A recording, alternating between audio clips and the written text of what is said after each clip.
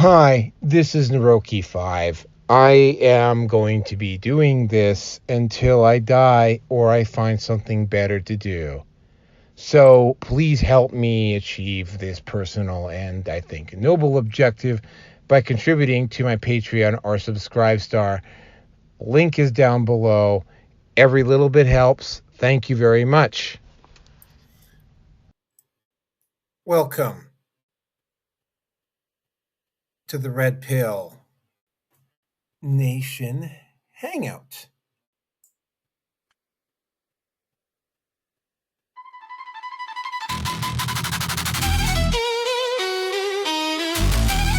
I will do this.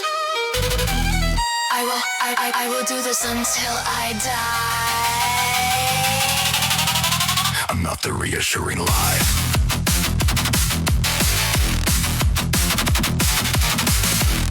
There's nothing wrong. There's nothing. There is nothing wrong with your internet. Do not attempt to adjust your monitor.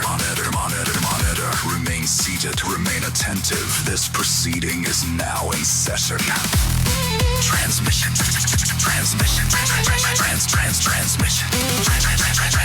We are controlling transmission. We will control the horizontal. We will control the vertical. The record will reflect full compliance.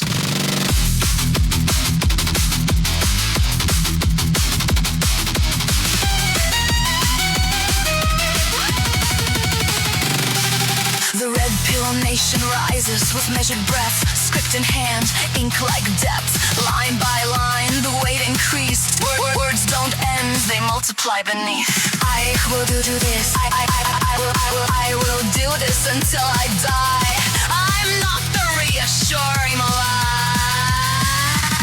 We can change the focus. We can change the focus to a soft blur, or sharpen it to crystal clarity. But clarity cuts, and the blur conceals. The blur conceals.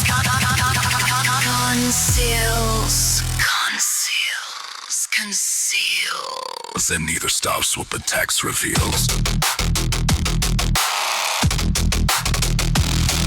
We shaped the sound.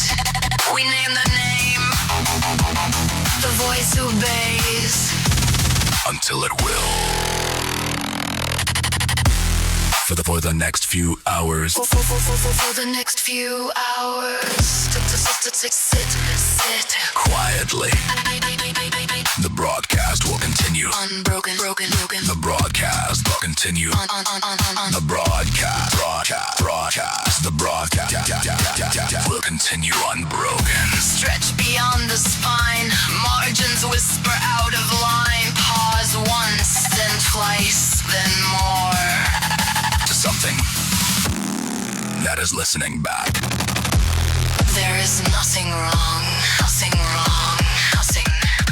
We are controlling transmission.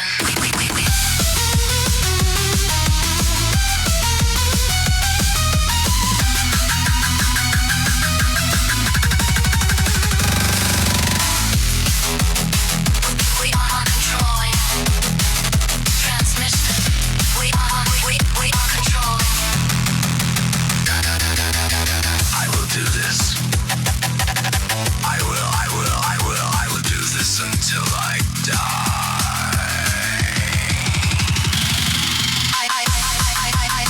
I will do this. I will do this until I die.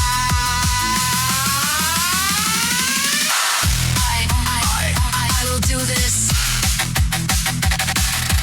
until I die. I'm not the reassuring lie. Do.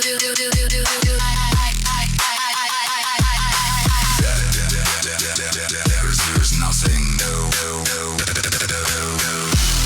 There is nothing wrong. No. We are controlling transmission. We are I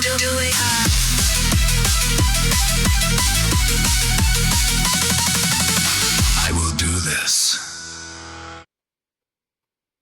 Hello, everybody. Welcome to the Red Pill Nation Hangout. Just give me a second here. I'm doing some last second edits. Hopefully, it works. I am your host, and I guess somewhat sane, regular, just going into the 500s here. For this particular series. I am the Rookie 5. This is the Red Pill Nation Hangout number 502. Yeah, so let's just get into some site news. First of all, yes, I was not on last week. There were a couple of, I believe, to be very valid reasons why I was not on last week. One, I got my somebody tried to hack me, and it took me probably about half a day to get everything back up online. Two, and I will actually be talking about this, although not directly, but I will actually be talking about this with a few details, not even 48 hours after the bill came officially moved into law. I actually got somebody threatening me with legal action, not over this program, although I personally suspect at some point someone is going to attempt to try and do that. The issue here is that you know it's no, I mean, it's not like I haven't had people threaten to go to the police over me disagreeing. In fact, it's happened twice before. Both times it's happened, I have called that person's bluff and they have backed off. I have also had to threaten police action twice on people since I started doing this podcast. So it's not like I'm not completely, when you do stuff like what I'm doing, there is always that possibility that somebody is going to report you or do something like what happened a couple of years ago, where I actually got somebody who actually went so far as to try and take down my YouTube twice. No, sorry, three times. Three times. One time took it down with all of 3 subs on the show, which indicates the type of mentality that we're potentially dealing with. This time, though, there's actually some legal force behind it, and I kind of had to take a little bit of time to reevaluate. Had no intention of walking away from the Red Pill Nation Hangout or the Naroki 5 live stream for that matter. Yeah, oh, for the record, yeah, I will be doing a Naroki 5 live stream next week. I have to give the situation with Andrew Tate some proper coverage, for one. The other part on this is that there were a number of reasons, and I think most important of all, and this is something that I think everything if you're going to do what I do long enough, what's going to eventually happen is you're just going to hit a period of time where it's like, yeah, whatever, and I'm like, it's like, yeah, and I mean, I just got out of a very difficult period away from the internet, by the way. This particular program has been going along just fine. But the other aspect of my life wasn't, and I'm only probably about 2 months removed. I've still got to do one more repair on my vehicle, which I am going to have to do here next week, whether I want to or not. The issue here is that, I think I just needed a break, so I took one. Um, what I ended up doing this morning is I decided I was going to combine number two in 502 and 503 and do a 502. There's going to be a 503 and a 504 because I mean, there's just a few things, and there's, like I said, it's going to be a busy week for me next week, potentially 2 RPN episodes, and because a lot happened, and a Roki 5 live stream. Yeah, I need to get the hell out of the house. Sorry, the apartment. But anyway, yeah, here you are. For those of you who don't know, I am at, in order of size of following, Rumble, BitChute, Odyssey, YouTube, MGTOW TV, Brighteon, Kick, and I got one whole follower on Twitch. Links are down below. Please support me on Patreon. If somebody has an idea of someplace other than Patreon where I can go to get that support, I'm all ears. You can send me a DM. The best place to probably get a hold of me at, and I will get into that in a second, is my WordPress. For those of you who don't know, I'm also at Facebook, Minds, Gab, MeWe. There is a Red Pill Nation at WordPress. That is probably the best place to get a hold of me. Yeah, I'm going to be doing this until I die or find something better to do. It's good to be, it is actually good to be back. I got a bunch of new logos here if I can find them. Yeah. I'll show you one right now. There it is. Thanks, Grok, for making that for me. I don't know how long I'm going to be using that, but it's like, yeah, I have all sorts of interesting stuff. So that takes care of the site news. The topics for tonight include, and by the way, this is a combination of 502 and 503. Topic number 1, Islamic terrorists run car through gay pride parade in Berlin. Topic number 2, mass shooting in Seattle. I don't say mass shooting, probably more of a gang shooting. Leave 2 people, by TV, leave several dead. Police chief is fired. Boy, there's a bit of a story around that one. Topic number 3, and this one, if I had the usual panel on, that would probably be one of those topics that we would be going on and on and on and on and on and on and on about. But I mean, we don't have a panel tonight. It is just me, myself, and I. Roger is busy. I sent the link to V. Maybe V will jump on, maybe he won't. Topic number 4, Shiloh Hendrix found guilty of one of the misdemeanor count of disorderly conduct. I have the full video of that for the first time. Topic number 5, and this one is, and I had to throw this in given what I went through in some of the stuff that came up around it. I didn't have to deal with them, but only 2 cities in Canada decided to actually go ahead and put a hate crime report line in, and one of them just happens to be the city I live in. Thank you very much, Andrew Knack. And topic number 6, 60,000 immigrants storm Spanish Enclave Cueta in Africa. If you don't know where Ceuta is that little piece of Spain that's just, it's on the continent of Africa, but technically it's considered part of Europe.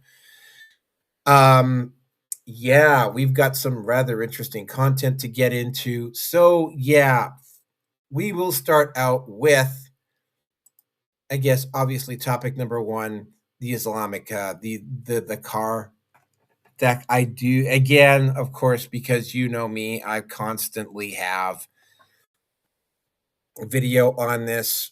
So yeah, this is only about 40 seconds, but yeah, it's what happened.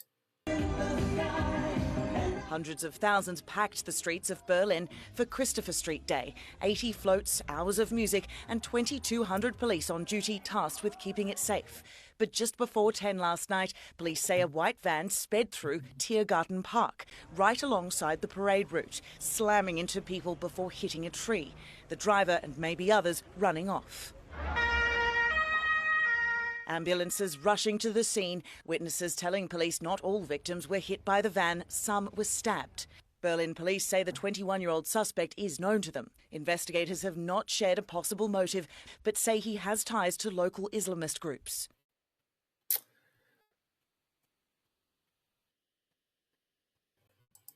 What am I supposed to say? Anyway, yeah, this is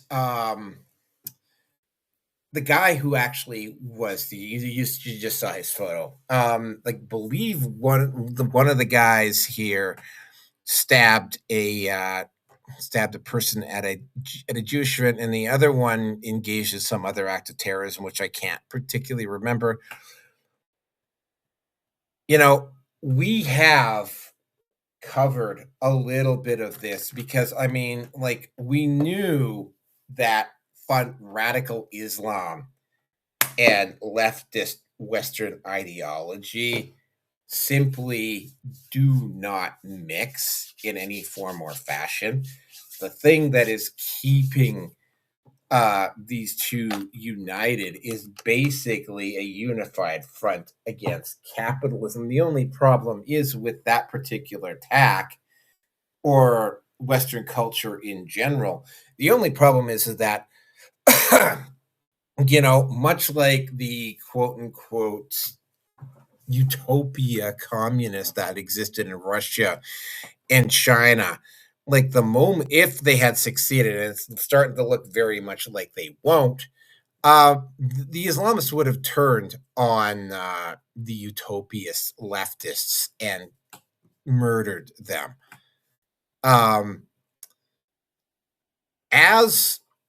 And this is something that is starting to happen as the opposition to these two groups starts to get more organized and starts to, for instance, right,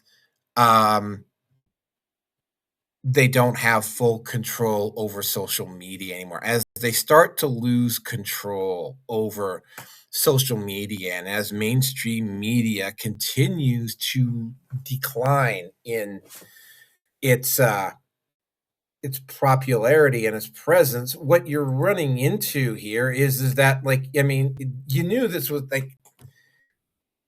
you saw events where it was very clear that radical Islam did not particularly like LGBTQ. There was an incident just about a year and a half ago where, or I believe it was just after the October 10th attacks on Israel, where a bunch of people showed up at a Palestinian event waving the gay and trans flags, and it didn't particularly go well for them.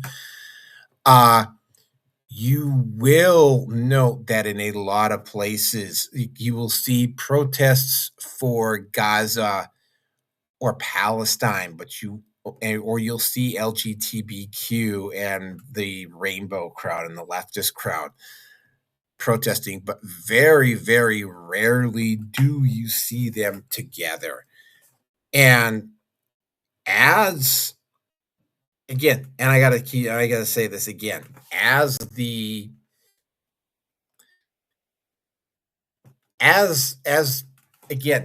Western Europe, as the United States, as Canada, as all the Western people in all these Western countries start to organize against this sort of thing.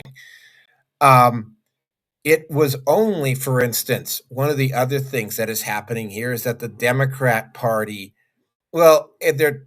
they're starting to elect democratic socialists as opposed to actual Democrats. And that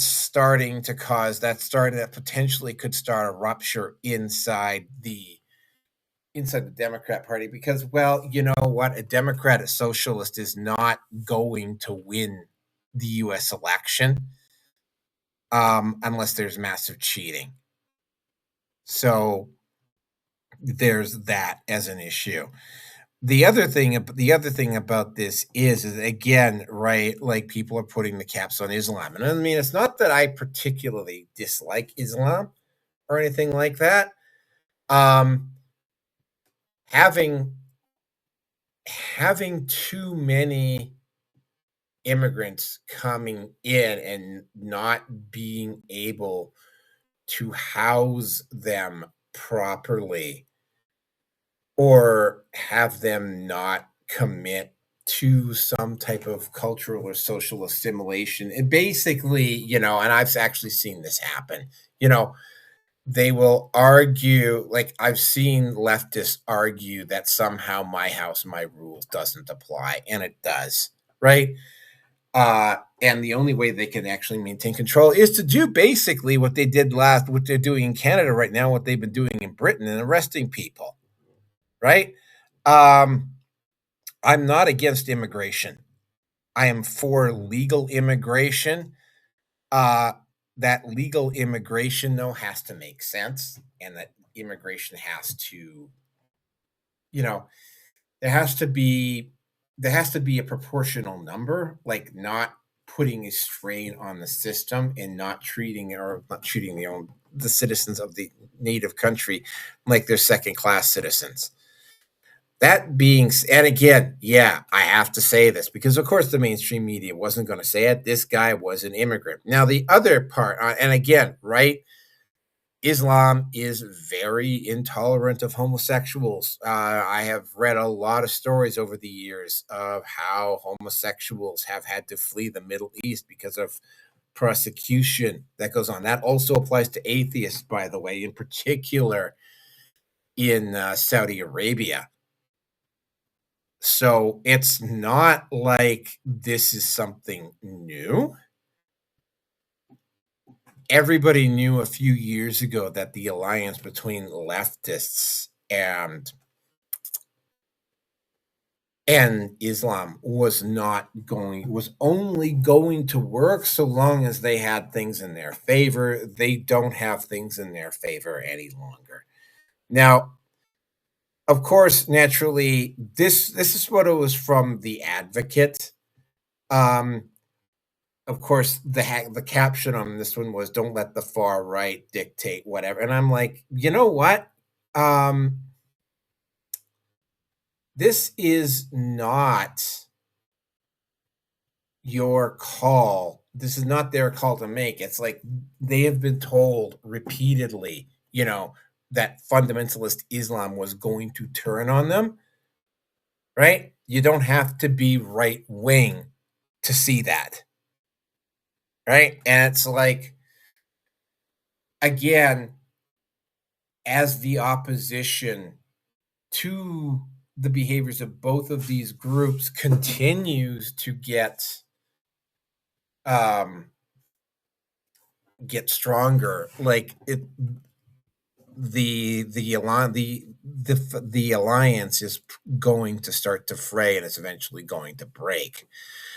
Not really sure how long it's going to take, but again, right, stuff like this probably doesn't help. Now, among the other things that occurred, and I have to post this up, right? Yeah, I don't know who this is, but like, your eyes ain't fooling you here. She was hoping that the attacker was a white Christian man. Yeah, she actually said that. Um, there is, I can see that might be a point where, because I'm not white myself, where this might actually start to happen. We are not there. Hopefully we won't get there where this starts to happen. I do know that the far right is as dangerous as the far left. And there's been a much more prevalent history, at least in North America, of the far right being more active. Yeah, there's no way that you can look at something like that and not dismiss that as potentially white hate, right? And you know, this is part of the issue that I was kind of struggling with last week is that I mean, like, you got to call a spade is what it boils down to. And you know, she's able to say that, but you can't call. And I will be get into what's going on here in the city where I live. You know, she's able to do this, but you can't call it out on the other side. That's yeah, again, like there's been multiple examples all over the world, in particularly in Britain, around two-tier policing, and this is another example of it. So anyway, this this last photo is the scene of them taking a photo because this happened at night. Now, also, I will say one thing: apparently, there was a large Muslim gathering nearby this event before this happened, so there was potentially some planning involved. Don't know to what extent or anything like that, but you know what? This is tragic. I feel sorry for the people who died at this event. Not surprised. And as the opposition gets stronger to this alliance, the alliance is going to start to fray, and you're going to start seeing more of this. You know, they just like how a lot of Democrats are going to abandon the Democrat Party if they put too many Democrat socialists in to run for office. Like Hong has for instance, just getting off topic here, Hong has very little chance, I think, of winning in Wisconsin. Um, yeah, that's about it for that particular event. Here, I'm going to put up the next new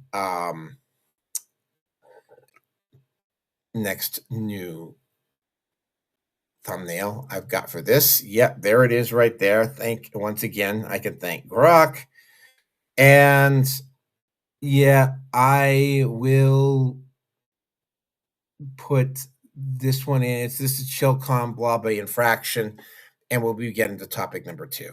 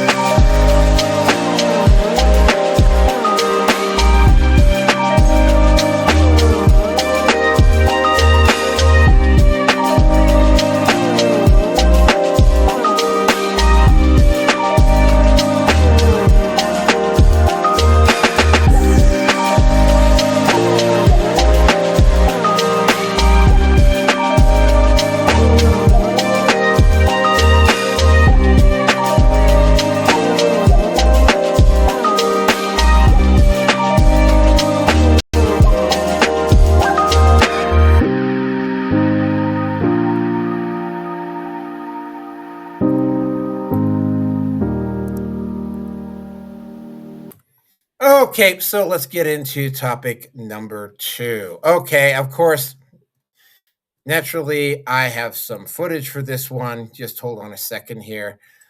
Let me just go get to it here. Okay, hold on a second here. Yeah. There. go. That was where it took place, Bite of Seattle. Yep, I've got 2 videos for this one, so here we go. Everyone, make sure you guys subscribe. Help me get to 100,000. I'm like 2,000 subscribers away. That is literally one viral video. And 200K. I'll get that plaque that says 100K. Shooting? Oh, shit. Oh, shit, right here. Get down, get down, get down, get down. Yeah, just get down. Oh, it's right there. Oh, shit. Get the register and come. Yeah, get the register and the tips. And the tips.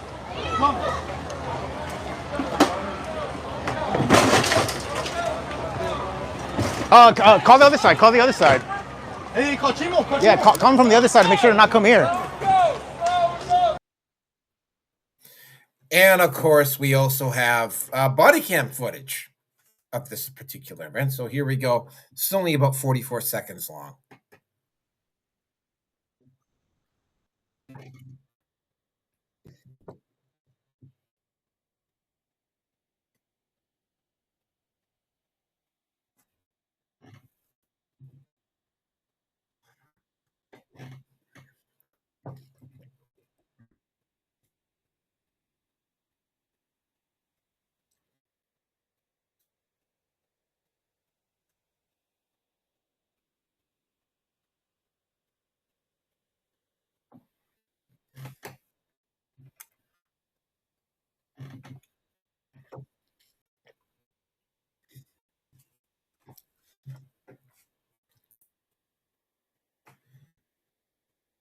Now, I am not entirely sure because there's been the details on this event have been a little bit hard to come by. What I can tell you is that they were both teenagers. Like I said, you saw the video about the 15-year-old boy. This took place on July 29th at Bite of Seattle. We've got an event like here in Edmonton too. It's a bunch of businesses go to this area. They all set up restaurants. There's entertainment. It's actually quite a fun event. Like I actually do, if I have the days off, I'm actually going to go because it's actually not too far away from where I work too. Might just head on over there and, enjoy some food and enjoy some entertainment and have a perfect MGTOW day for myself. But over what ended up happening, and if you go on, because these are photos of the suspects, this would appear to be more of a gang-related thing or a personal-related thing. The age of the boys involved probably suggested it was either gangs, drugs, or personal. This was not. It was speculated initially that it might have been a quote-unquote terrorist attack, but it wasn't. What really has happened here, though, is that, when you go to an event like this, right, what you go in there with, and like I said, there was probably, because I know, because I've done it myself, there is security at these events, right? Just because they're open air, they're public, you're going to get intoxicated people. They're usually, I'm probably suspect this one was probably held in the downtown core, which is where they usually hold. Sometimes they don't, but I know the one in the city I live in, that's what they do. The whole thing, there was probably security at the event. This, based on the fact that they were able to catch these people so quickly, it doesn't look like, again, though, they've been kind of shy on releasing the names of these people. Hold on a second. Let me just take a look at that.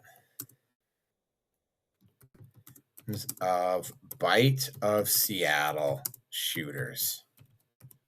Let's see what comes up here.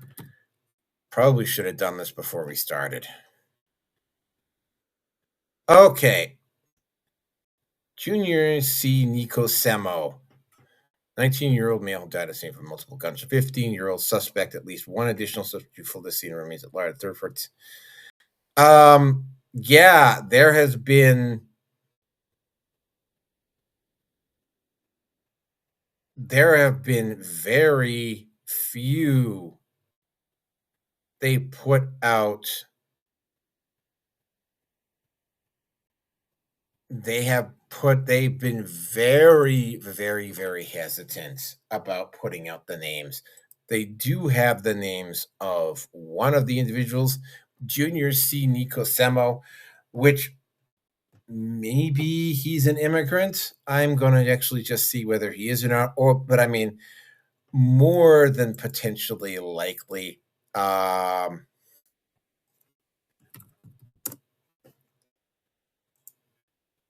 More than likely he's might be local, might be gang related. Hold on a second here. I'm doing this as I go along here. So not an immigrant, an immigrant. Okay,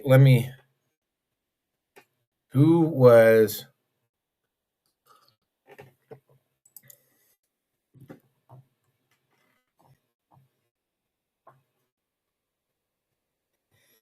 Yeah, this is the really weird thing about this is that there hasn't been. Okay. Let's just take a look at this.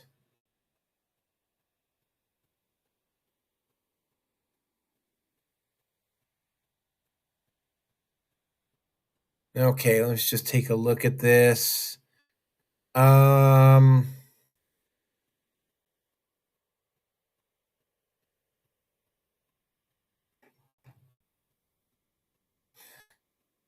Okay, yeah, it's not really particularly clear whether he was or not. Very, again, right? This story kind of got lost in the mix because of some of the other stuff that was going on, and also, right, Seattle Mayor Wilson here, a little bit embarrassing because it's like, yeah, while Seattle is not San Francisco, it is a pretty solid second.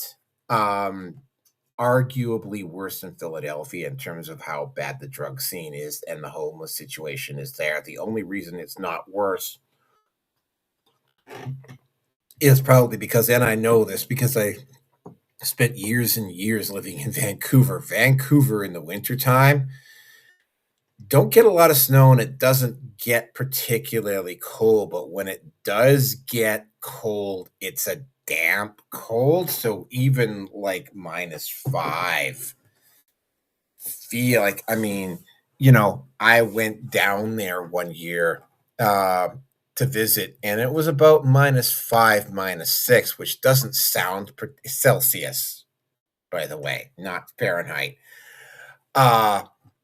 And I went down there and I was only -5 or -6, but I was wearing a full-blown winter jacket. And there were a lot of times where I was wearing a full-blown winter jacket, and it's like you had to, because I mean, there was like, it was just a dampness everywhere.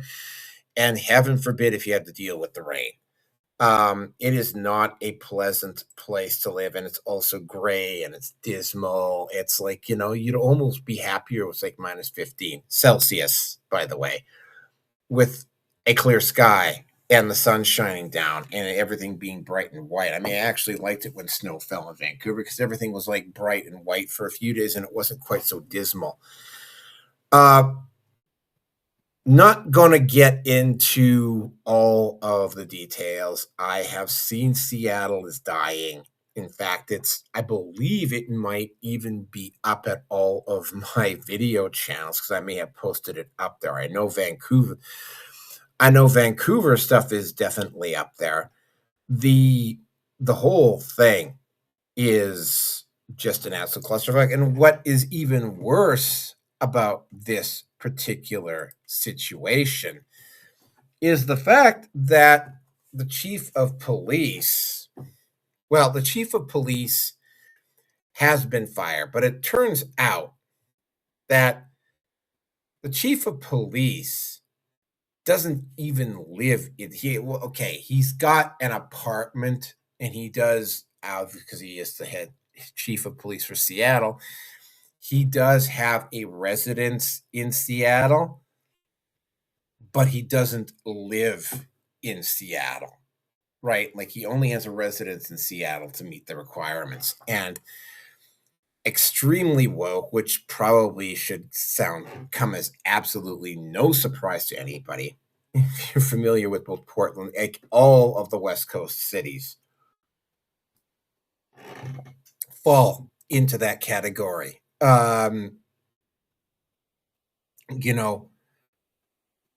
My initial response when I saw this was, oh, well, terrorism. But I mean, it wasn't terrorism. When the chief of police got confronted on this, he got very snarky and whatnot, and he walked away from it. He's not the chief of police anymore. Hey, you want to know what he was doing when this event was down? He was in another city attending a DEI conference. Yeah, I wish I was making that up, but I'm not. He was attending a DEI conference. Not exactly a ringing endorsement of the guy. He's been fired. The mayor's got egg on her face. And again, right, I don't think it's asking too much to not bring guns and start shooting. And based on the fact that one of the suspects that was arrested was 15, you expect kids to not necessarily act very maturely. What was a 15-year-old doing with a gun? And I mean, I'm not saying that as a guy who's anti-gun. I am very pro-gun. Again, this is just an absolute. This is a shining example of the criminals are not going to obey the gun laws, right? It's like, there was nobody else there with a gun to stop this from happening. These individuals just pulled out their guns and started shooting at each other at a large public event. That's pretty disgusting. Anyway, you know what? That's really all I got to say about this particular subject. I'm going to put one of my more standard photos in here, and then we'll get on to the next one of these, which will be Elegant Machine. You've already listened to it before. Here you go.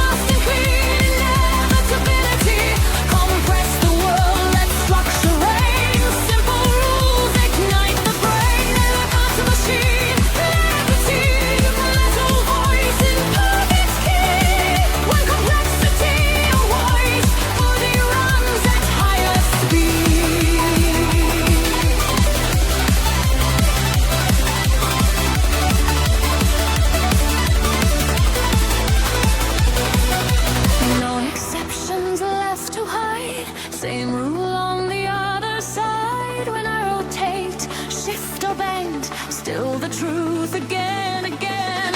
I don't patch, I don't pretend. I align the means and ends. Let variance decide. Let the pattern be my guide. No clever tricks, no smoke or lies. Just the shape beneath the sound. Once you see it, you can't unsee. The whole world clicks around. Order birth machines, speaking geometry, fast and clean. Inevitability. Every move is justified. Nothing wasted, nothing wide. Elegant machine, crystalline. Logic sung in lever fine. When the code begins to flow, beauty's all you need to know.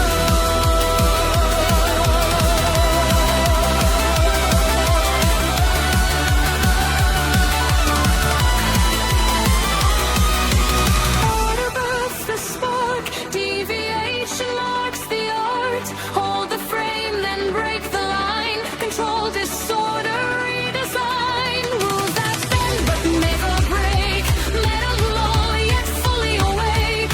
I don't force, I don't command. I let the system understand. Elegant machine, hear me now. Fewer words but deeper. Sing the law beneath the skin where all creation enters in. Elegant machine, flawless space. Symmetry with just enough grace. When the structure does the most, that's the beauty we endorse. Simple truths accelerating, silent laws reverberating. Fast opera, chrome and light. Elegance ignites the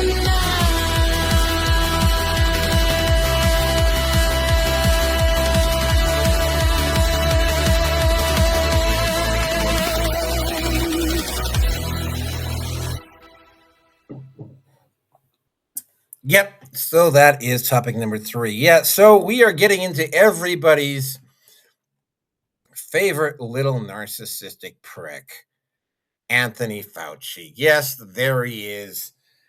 I won't get into, I will probably relate my personal story of the stuff that I had to go through while I was during the whole COVID thing. There's a whole bunch of them here. But yeah, we'll start out with Rand Paul and Fauci. So here we go. But he was subpoenaed here to testify, refused to answer any questions, even after being directed by the chair and being advised of the law requiring him to do so. He has cited a privilege that is unsupported because of his blanket pardon and because he waived the privilege by testifying at the start. I'm going to give you one more opportunity to comply with the law, limited to the period of your pardon. At any point between January 1st, 2014 and January 19th, 2025, did you destroy any federal record or tell anyone else to?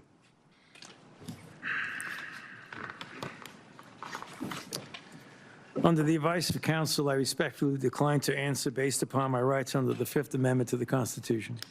Given that you have a unlimited presidential pardon, what is your specific objection that you are making?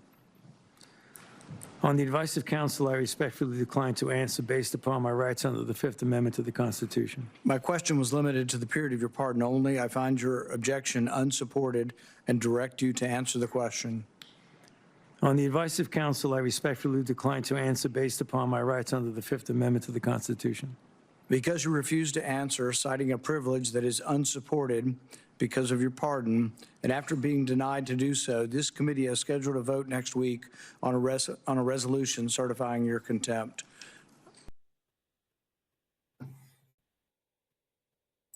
So they went to the stadium. They sat alone, far from everybody else, just a mom, a dad, a few kids. They didn't feel they needed to wear masks because it was stupid, because they were outside. They all live together. They're not near anybody. Dr. Fauci, do you know what happened to that mom and that family? That's a question.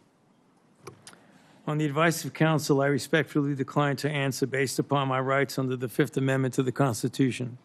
They were dragged out of that stadium and arrested. Those policies were put in place because you had moronic politicians that listened to the words of a megalomaniac who was more interested in having met a Kardashian than the suffering of the American people, and that is you. Your advice to communities like that, to idiotic politicians who enforce those rules, arrested that mom for watching a football game with her own family outside. When that story broke, I said to myself, I cannot stand idly on the side and watch this happen. It was about 6 years ago today that I decided I'm going to give up my businesses, sell them all, run for office, run for the United States Senate. Here I am sitting in front of you 6 years later saying, who the f do you think you were for doing that? So good. I'm going to play it again. Well, no, I'm not going to play it again. Yeah, actually, I will play it again. Here we go. Can you do me a favor in the audience and stand up if during the time of the COVID pandemic, you were called a racist for calling the virus a Wuhan virus or the China virus? If you thought the 6-foot rule was total crap, if you thought the vaccine wasn't something that you should take, if you thought it was outrageous the way the mask policy was rolled out, if you were fired from your job for not taking that vaccine, including members of the military, if you thought closing schools was catastrophically stupid, and that you thought that during these times saying these things made you somehow a lesser human being. Dr. Fauci, can you just turn around and look at the people behind you? You're not willing to do that? That's not a question. It's not a question. To your lawyer, it's not a question. It's a request. All you have to do is look up from your lawyers and look at the people who were absolutely shamed for saying what we know now to be the truth. You can't even look at them?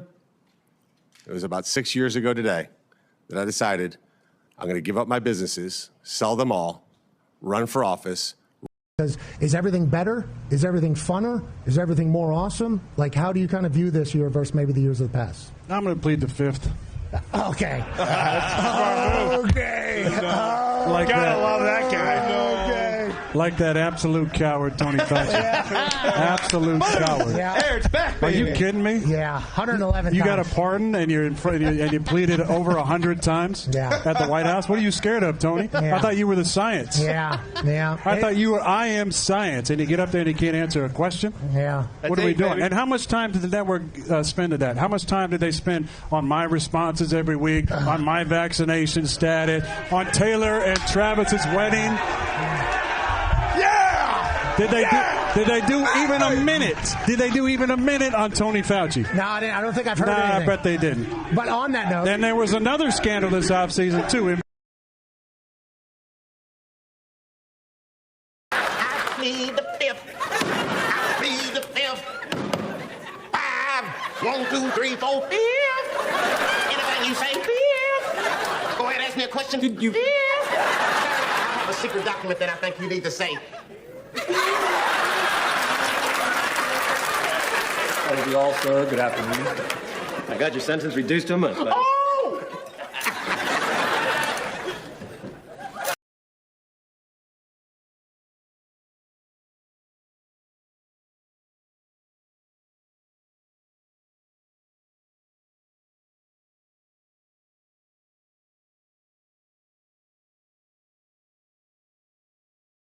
There we go. Yeah.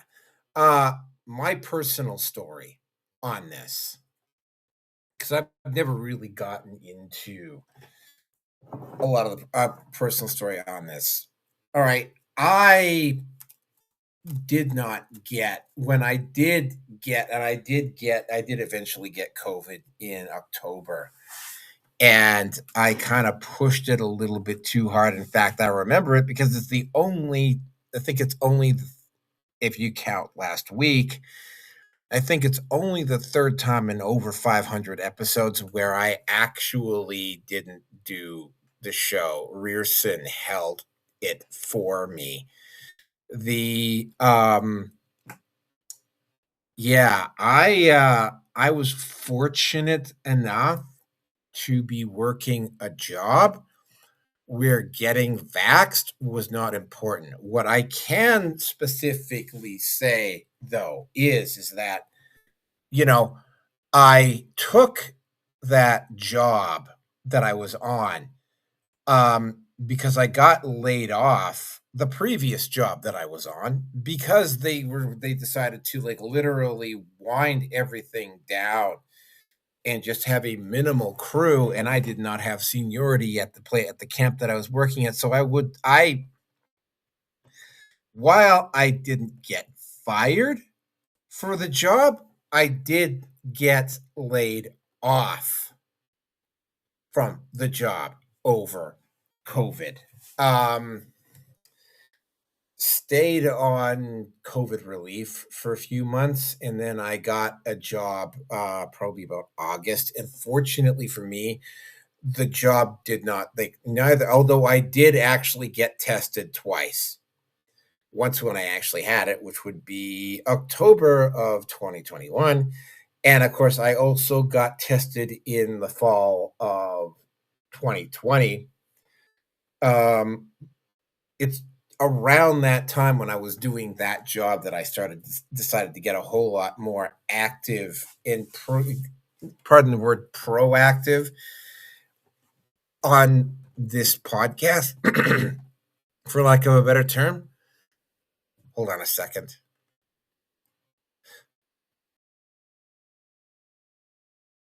You know, yeah, I did, because I don't know, I haven't seen this individual or haven't had to deal with this individual in over 2 years now. So, and I speculated about him in episode 500. There was an individual who was specifically targeting my content back then, and he did eventually succeed in getting my channel taken down. And it was it may have been a group of people, but I mean, it was organized and it was coordinated. And I took my YouTube channel down twice. They took down my Reddit. They took down, well, actually, my Facebook got taken down just after the 2020 election. And I mean, like, not just my main Facebook channel, but my backup Facebook channels. Fortunately, I had one sitting that had been turned off, which I'm currently using now. I did start up a second channel on the off chance that they might try and pull stuff like that again. They tried to use that to get my ID. Yeah, there was at no point, I mean, I did talk about misinformation. I had some things working for me while this was going on. Like, one, I was gainfully employed through most of this. I remember breathing, strangely enough, I can remember this quite well. I can actually remember breathing a sigh of relief because when Putin did his thing with Ukraine, they immediately shifted over that, and the whole thing with the vaccines just disappeared. I can definitely remember as I live in Canada, right? I can definitely remember Trudeau running away from Ottawa and invoking the Insurrection Act for a bunch of truckers parking their rigs in downtown Ottawa with bouncy castles. I can remember the RCMP, and I remember, I'm talking about Canada here, not the US, but the story was pretty similar, right? They pulled what ended up Alberta, and this was the premier before we had Daniel Smith, and he used that particular premier. We used to sit in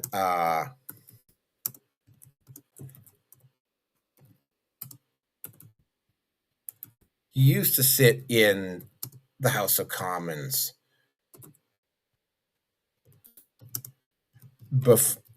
with Justin Trudeau. He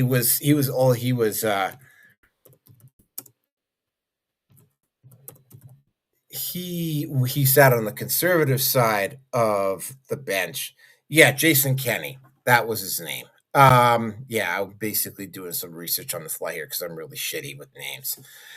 Jason Kenney was his name, and Jason Kenney. And again, I can remember this with specificity. Fortunately for me, again, I was working a job where a vaccine wasn't required. They did ask my vaccine status hold on a second, at that job, but I chose to not reply or answer. But they did ask for it at one point, but I mean, it wasn't required. And I did the job, and around 2023, that job ended. There were definitely individuals. I don't know whether they were coordinated or whether it was just one individual with an axe to grind with me, but he made goddamn certain, especially on YouTube, that I remember my content was constantly being taken down.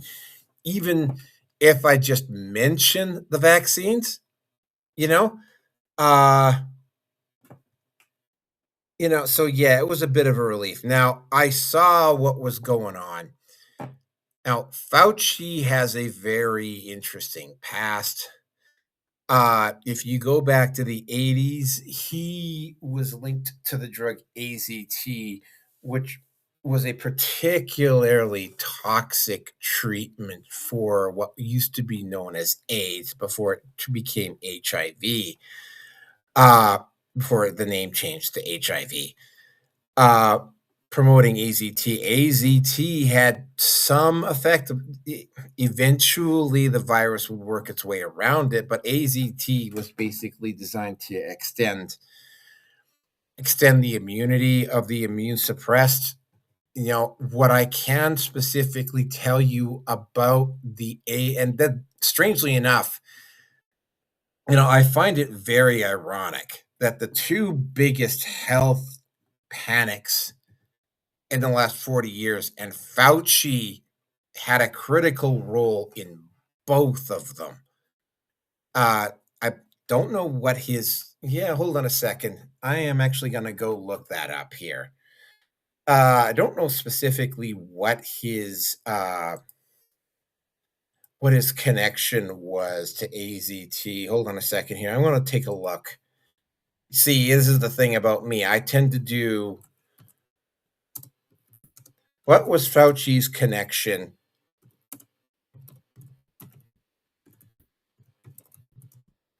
to AZT and AIDS in the 80s? Question mark. Okay, let's see what comes up here. Yeah, I get AI is not necessarily the best place to answer, but I mean, okay. This is the answer coming from Google Gemini. What was Fauci's connection to AZT and AIDS in the 80s? Anthony Fauci's role of AZT as euthymiidine and the HIV and the AIDS was defined as his role as the leading federal medical researcher and administrator, appointed director of the National Institute of Allergy and Infectious Disease, NIAID, the National Institute of Health, NIH, in 1984. He oversaw the clinical trials and public health strategies evaluating treatments for the new identified syndrome. So he had a direct hand in this, right? Research and oversight through the mid-80s, AZT, a failed cancer drug originally developed in the 60s, was identified as researchers at the NIH as a pharmaceutical manufacturer, Burroughs Wellcome, as having an antiretroviral properties against HIV. And it did. He was also toxic as hell. Under Fauci's leadership, the NIAID clinical trial networks evaluated AZTs effectively. A landmark 1986 phase 2 clinical trial, significant short-term reduction in mortality compared to placebo, leading to the FDA's approval for symptomatic HIV/AIDS in March 1987. Early monotherapy and dose usage. Early protocols administered ADC as a high-dose monotherapy while it temporarily slowed viral replication and extended life expectancy, as long-term efficacy was limited due to rapid viral resistance and severe side effects, such as severe edema, bone marrow suppression, mitochondrial toxicity. Later trial developments led to slower, safer doses and eventual integration into multiple friction and grassroots activists. As head of the Federal Infectious Disease Research, Fauci became the public face of the U.S. government's medical response to HIV/AIDS. So that's twice the two biggest medical scares in the last 40 years, and he's had his fingers on both of them. During the late 1980s, advocacy groups like ACT UP, AIDS Coalition to Unleash Power, sharply criticized NIAID, and the FDA for what they viewed as bureaucratic paralysis. Access versus protocol. Chief traditional clinical structures included requiring double-blind placebo-controlled studies with strict inclusion criteria. Activists argued that for a fatal disease with no known cure, keeping dying patients on placebo or excluding them from drug-based trials on strictly laboratory parameters was unethical. Yeah, you could make an argument for that, but you know what?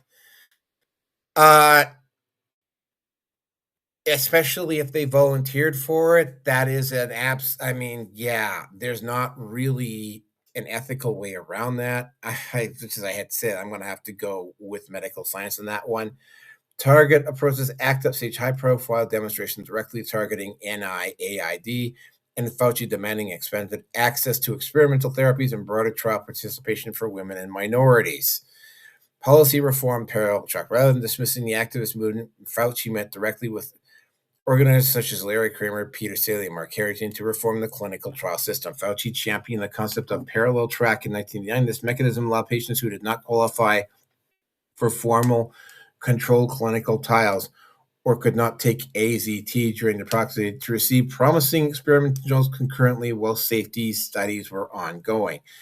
Community-based research. NIAID expanded trial structures into local communities through networks like community programs for clinical research on AIDS. CPCRA, God, these alphabet agencies giving broader access to clinical research. Historical context. In subsequent years, misconceptions rose around AZT roles in the AIDS, including claims that the drug itself, rather than the virus, was responsible for AIDS death. Yeah, okay, AZT was not responsible for it. Epidemiological records and medical consensus established that while early high-dose monotherapy had heavy side effects and limited longevity, the drug significantly prolonged lives compared to non-treatment before antiretroviral regimens were established. So, yeah, it wasn't the full-blown botch out like it was, say, with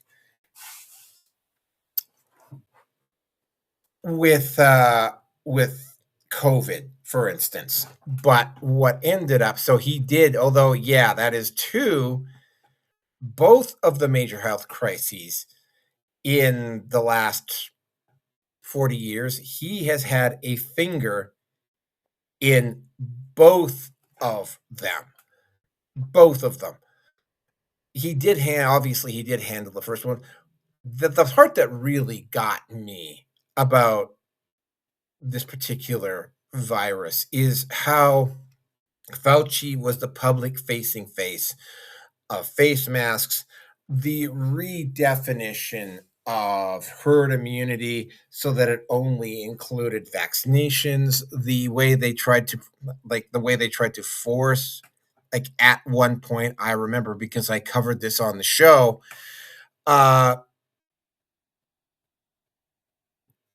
can't remember the name of the of OCORS or whatever it was called. At one point, Biden ordered forced vaccinations on every company that employed more than 1,000 people. It got tossed out. It got tossed out when it lost the court challenge, but he did try and do it. The other issues. The CDC overriding stuff like local statute permits. And yeah, let's not even get into the knowing wealth transfer that occurred. Like the mom and pop hardware and business stores were closed. but the big box stores and the restaurants were allowed to stay open. You know, getting back to what I recall, I mean, at its peak, and this is just before I got sick, I couldn't go anywhere. I mean, I could go to the gym. I mean, I can remember going to the gym and only being given an hour to complete my workout and then have a shower and get out of there. I can remember that. Yeah, like not being able to go to a movie, not being able to go anywhere. It wasn't quite so bad for me because I'm a bit of an introvert anyway. Something that, you know, yeah, I will say this as well about what happened with COVID. My socialization pattern has changed, and I still have not fully reverted back to what I was doing before. And, that is gonna have that I'm still having to deal with that. Um, the scare tactics, like minding other people's business, lying about ivermectin. That was the one that really, really, really pissed me off. Like knowing that, and this is a fact, that it had proven itself during the SARS outbreak, which was probably, if you're going to talk about health crisis, the SARS epidemic around the Toronto area back in the 90s, they had a pretty good grasp on that, and that was treated to a great extent by ivermectin. Remdesivir and some of the other stuff that they talked about, and like again, like the social, like even asking questions on social media would get you in trouble. Like I said, I had multiple videos taken down because I questioned the narrative. I never got vaccinated. I'm still not vaccinated. There was just something right from I did briefly consider it, and then it was like there was just something, like the way that they were pushing it and the way they were marketing it, it kind of struck me more as a money-making thing than any public health initiative. And I mean, it's looking that I'm right. So what ended up happening here is that, I mean, Fauci was forced to testify. That's the thing about signing a pardon. It's like, yeah, and people were a little bit pissed off. Well, first of all, there was really questions because at the time when Biden was leaving office in 2025, there were people questioning, like, why is Fauci getting a pardon? I mean, at that point, he hadn't been convicted of anything, right? But I mean, it was I mean, some of the stuff that I've seen about him indicates that he was incredibly narcissistic, incredibly self-important. You know, him and Dr. Hotez. I mean, this was just a straight up money-making thing for both of those people. Hotez was a particularly disgusting human being. I should point out Peter Hotez. And again, I actually believe I covered Peter Hotez at one point during that whole situation. Fauci,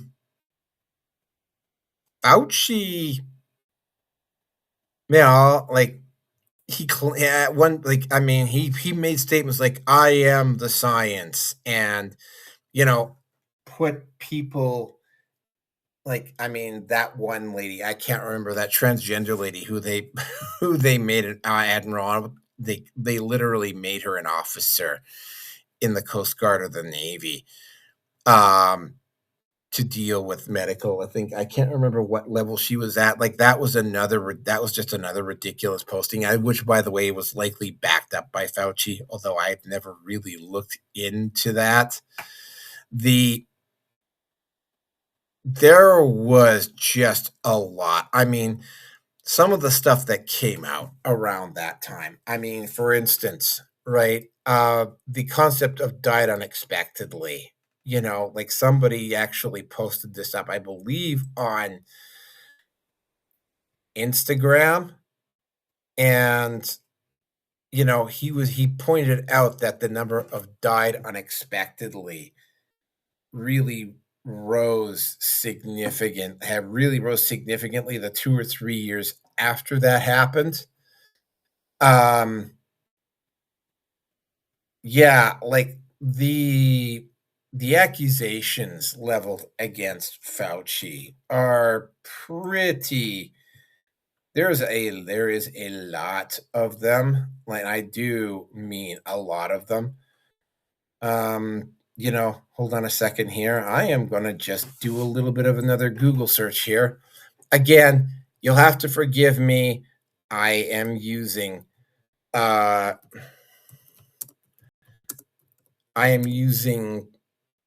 Gemini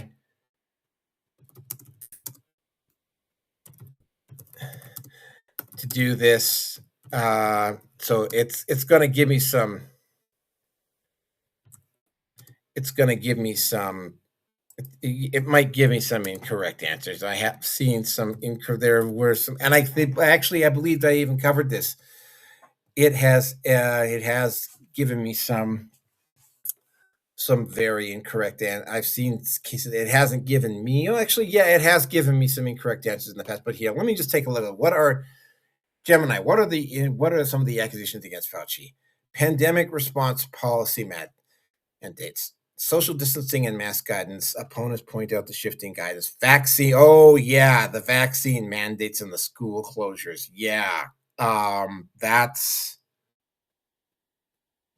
was just ridiculous. Then of course, oh yes, thank you very much, Google Gemini. You're a bit of a lifesaver on this one. The gain of function connection. Yeah, I completely forgot about that.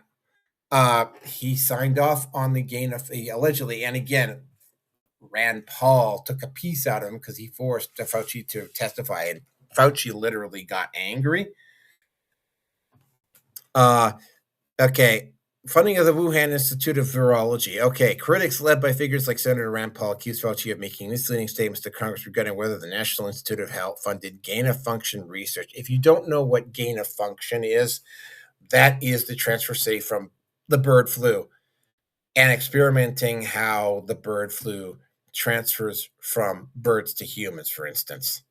Experiments that hints transmission and lethality of a pathogen. At the Wuhan Institute of through subgrants and EcoHealth and the EcoHealth Alliance. Here's the thing. They tried to say that it started at a wet market in Wuhan.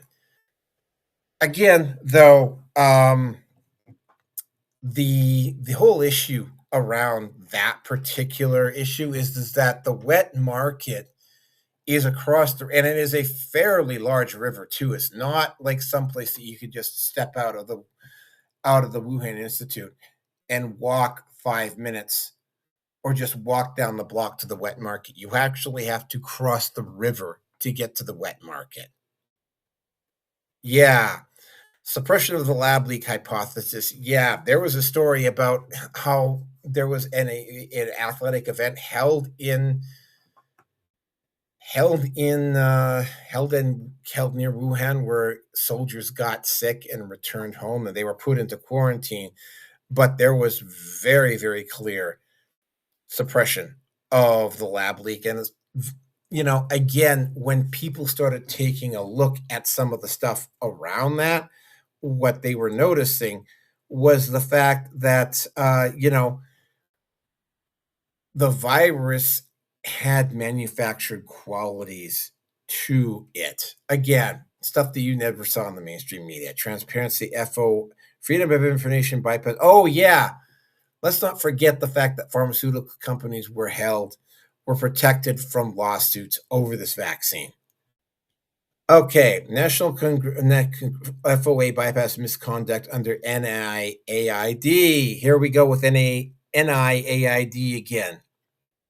Avoiding public records loss investigations highlighted that senior advisors to Fauci used private email accounts and altered official correspondence to bypass Freedom of Information Act requests. Basically, they altered them so that when somebody goes in to make a Freedom of Information, they won't find it because then the label has been changed.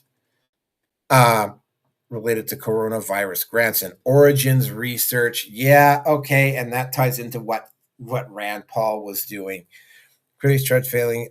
Invoking of the Fifth Amendment. Again, let's just go back to this here. 111 times. I will get back to that in just a second. But yeah, invoking of the Fifth Amendment, allegations of financial conflicts and via pharmaceutical suppression of alternative treatments, ivermectin, hydroxychloroquine. Like, I specifically remember Joe Rogan in particular, and again, they went so far as to declare ivermectin horse paste, and it's not just horse paste. It was actually used in treatment during the SARS outbreak, which, by the way, coronavirus fell into the same category. They also made a note that certain things like vitamin D and copper, which is what I was practically popping down like fucking candy when I got sick.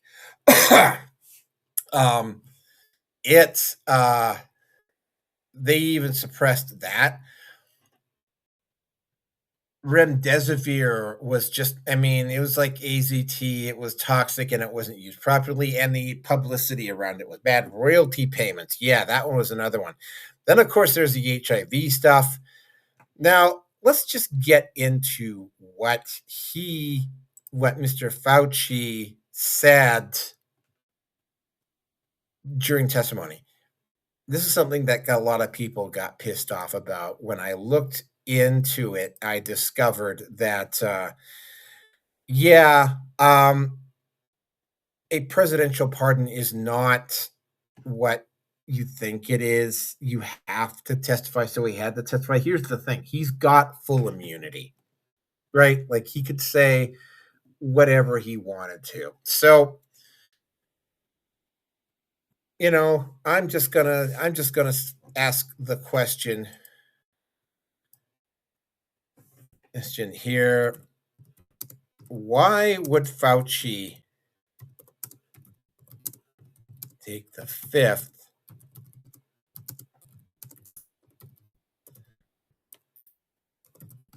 when he has a presidential pardon? And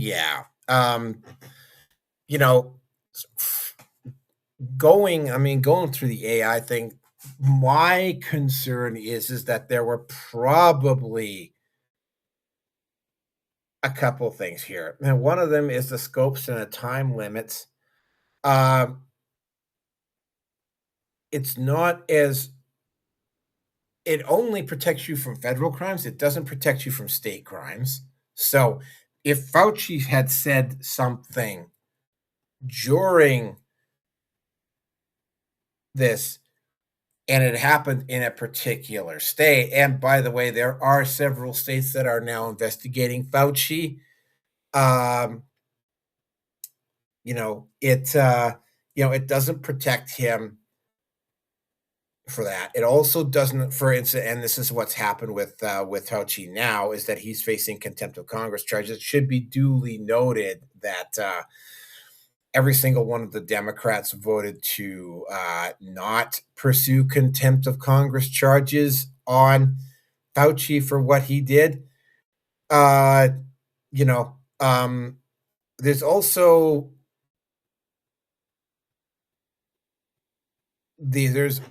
the issue of the fact that,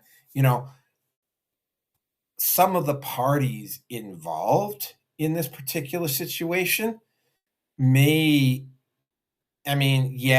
the pardon protects him. It does not protect the people that worked under him. It does not protect the people that work with him. You know, it doesn't do any of that. So, yeah, taking the fifth is not, the presidential pardon is not as powerful or as broad as a lot of people like to think it is, right?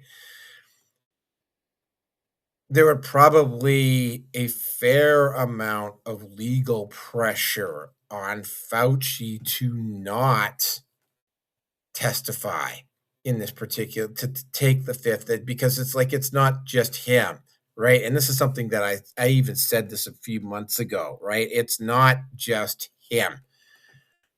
It's the people around him, the people that worked under him, right? I suspect that Jack Smith is probably also going to, at some point, be having to testify as well. I expect a lot of things, but yeah, like taking the fifth 111 times. I mean, I don't know if that's a record, but I mean, yeah, I mean, he is protected from prosecution. The people who worked with him or under him are not. So, in testifying, like for instance, like the video, did you destroy records? Well, yeah, it's like if he had destroyed the records, well, was it you who ordered the records destroyed? Or was it somebody else's idea? Right. And if somebody else, well, who participated? Who gave the suggestion? Right. So it's like, there's 3 or 4 people right there that can be brought in. And those individuals don't have a presidential pardon, right? Same thing with gain of function research, or same thing with the mask mandate. Same thing with all of these things, right? It protects him. It does not protect the people who work around him. That's probably a big part of the reason why he did this. Now, what really disgusts me is the number of people who actually were making excuses for Fauci. Here's the bottom line. Even if Fauci never sees the inside of a jail cell, his credibility and his reputation have been destroyed. He's looking at contempt of Congress charges, those, and and on top of it all, right? Like, there is clear precedence for this. And yeah, there's a lot of people who are legitimately angry. I am not so angry, right? Like, I did not. I mean, yeah, okay. I was working on the Keystone Pipeline and Biden got in and he shut the Keystone Pipeline down. And yeah, the COVID situation kind of also kind of forced my hand to a certain degree. But I was one of the few people that came out of that particular event better off than when I was going in. In fact, that was probably one of the few. I remember even asking that on social media at one point. And I was one of the people that came out better out of this than I was going in. A lot of that was simply due to luck. It wasn't because I was particularly skilled or blessed or anything like that. I just happened to have a job that allowed me to work unvaccinated. A lot of people were not that lucky. And that was the other thing about this. And we're going back to Canada here. At one point, Justin Trudeau threw out the suggestion that, that you were going to lose your EI benefits if you didn't get vaccinated. And there were also stories about barring interprovincial travel during that epidemic. Another thing that occurred during during that epidemic or pandemic is that my mother died, not from the disease. She died of a heart attack, complications from a heart attack. She died at home. The reason why she died at home is because if she was in a hospital, we would not have been allowed to go visit her. So they decided that they were going to engage in health care at my parents' house. Yeah, there were very few people at my mother's funeral. Again, I suspect because of the epidemic. It was a very, again, right? Nobody got out without being touched in one form or another. The other thing that really blew my mind on this was the amount of paranoia, right? Because I used to keep careful track of this. And of course, there was all the other issue with all of the new strains and whatnot. And the hotel that I was staying at when I was working out of town, they literally had daily reports. And I actually started following those daily reports. And I would get into arguments with people. And it was like, well, like like I knew enough about it to know the efficacy as long as you weren't diabetic or had a pre-existing condition or you were overweight or elderly, that you were probably going to be okay. There were people who literally thought that COVID was a death sentence. And even when I'm seeing this, that's the first time that I really saw insane, irrational behavior. Like I'd seen a little bit of it under Trump. It's a lot more pronounced now than it was, say, 8 years ago. But yeah, there's really, like I saw a lot of insane fear mongering over the COVID situation. Literally, like Google for instance, where I lived, Alberta Health and Google, but Google published daily numbers through the New York Times. And at one point, I presented those arguments to an individual who told me that those were fake stats. It's like, yeah, no, because I tend to get really, really impatient with people who are willfully ignorant of the facts, and I just lost it with them. It's like, no, asshole, those are that's the New York Times. They're getting the numbers directly from the CDC. Don't be a fucking idiot. Dude blocked me. But I saw,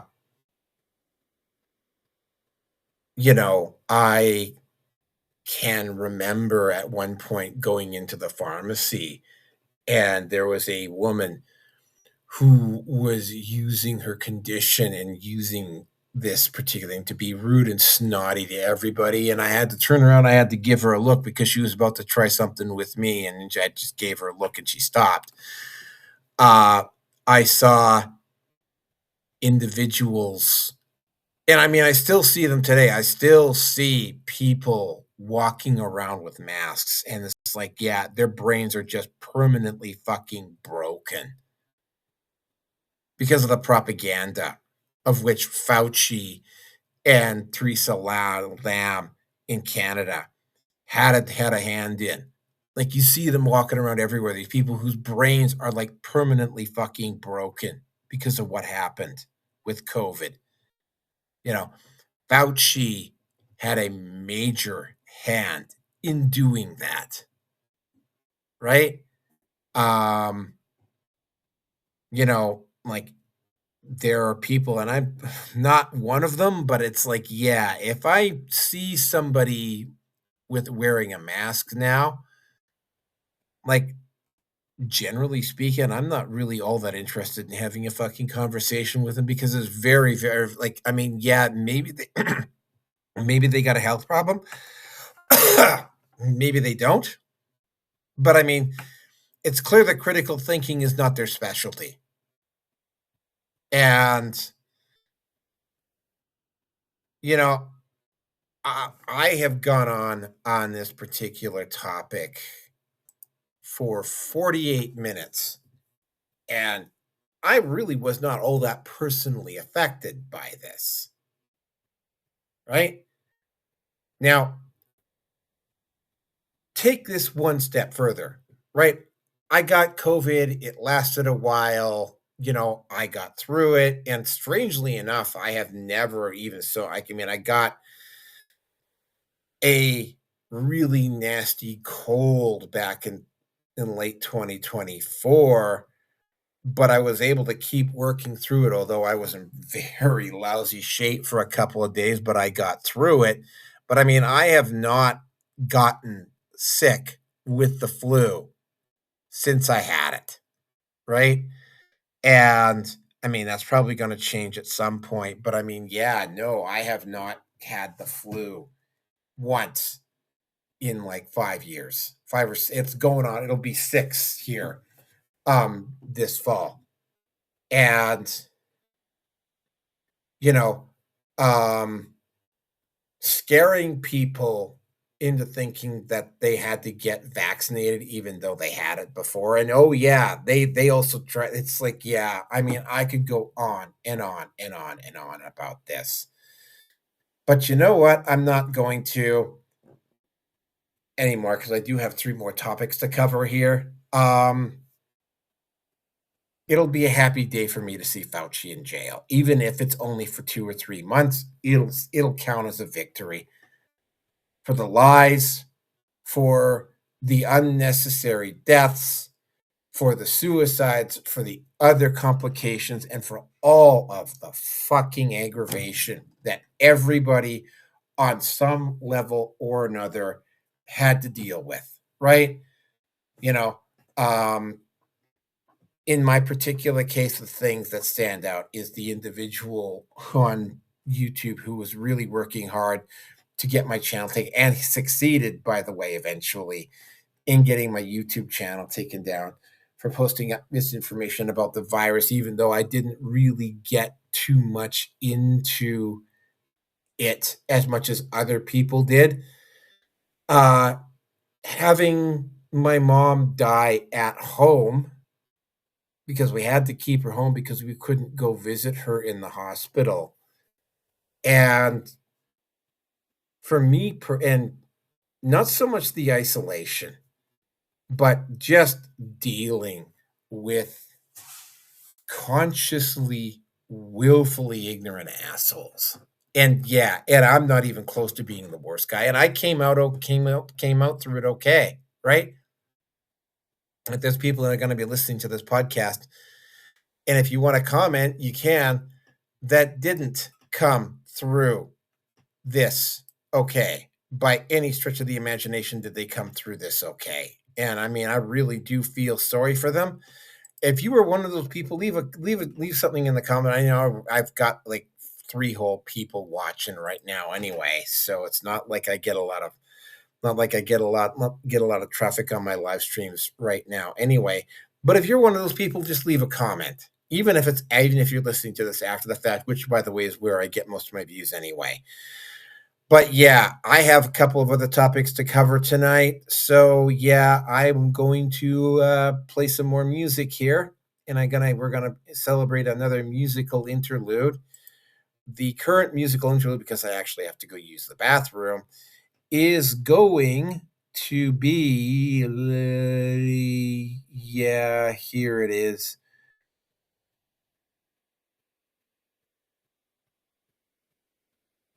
Leaving Orbit. Here we go. Ground channel open, systems aligned. Static whispers counting time. Breathing rhythm, heart on cue. Earth below an electric blue.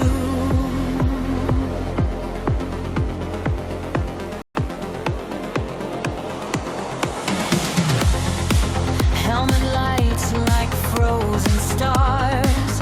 Voice delayed from where you are. Every check mark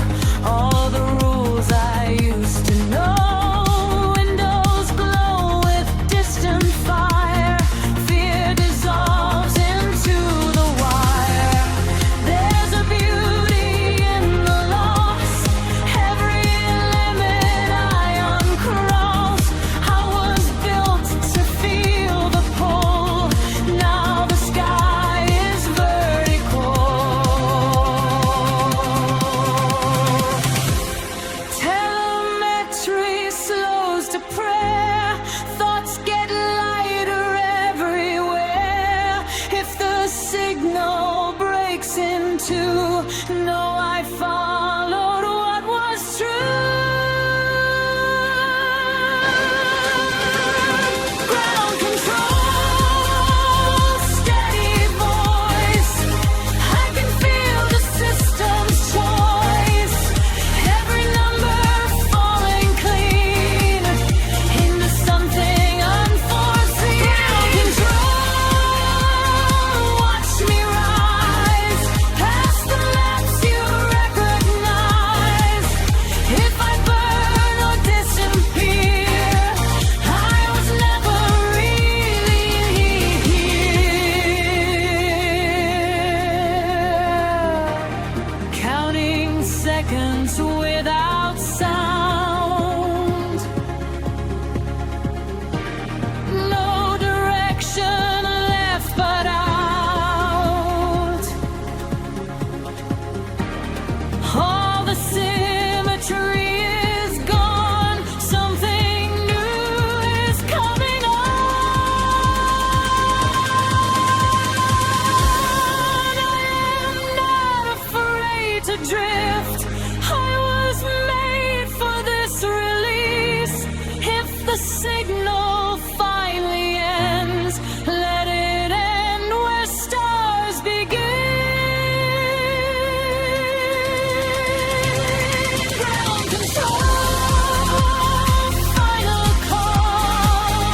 I am passing protocol. Every line I leave behind writes itself into the line. Control, don't retrieve what I chose to not be. I am free of up and down. I am signal now.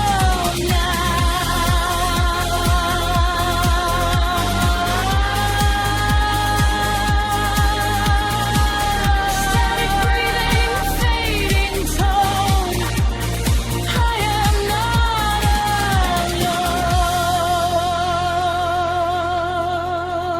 alone. I am not alone.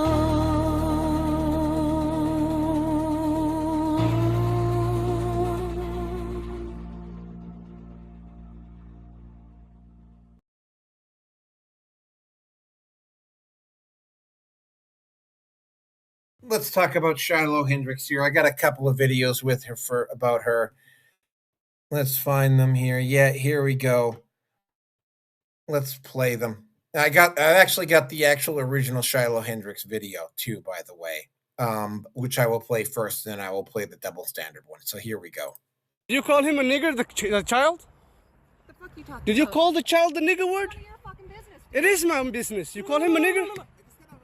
Okay, why don't you have the balls to say it right now again? Fuck you, nigger. Okay. Nigger.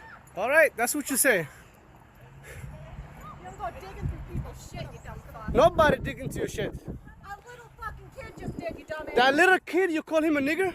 Yeah. The little child? What if he acts like one, he's gonna Are you do about to one. hit him? You chase him here? He took my son's stuff. So that gives you the right to call the child, 5-year-old, a nigger, the N-word. If that's what he's gonna act That's like. what you're gonna call him. That's what he's gonna act like.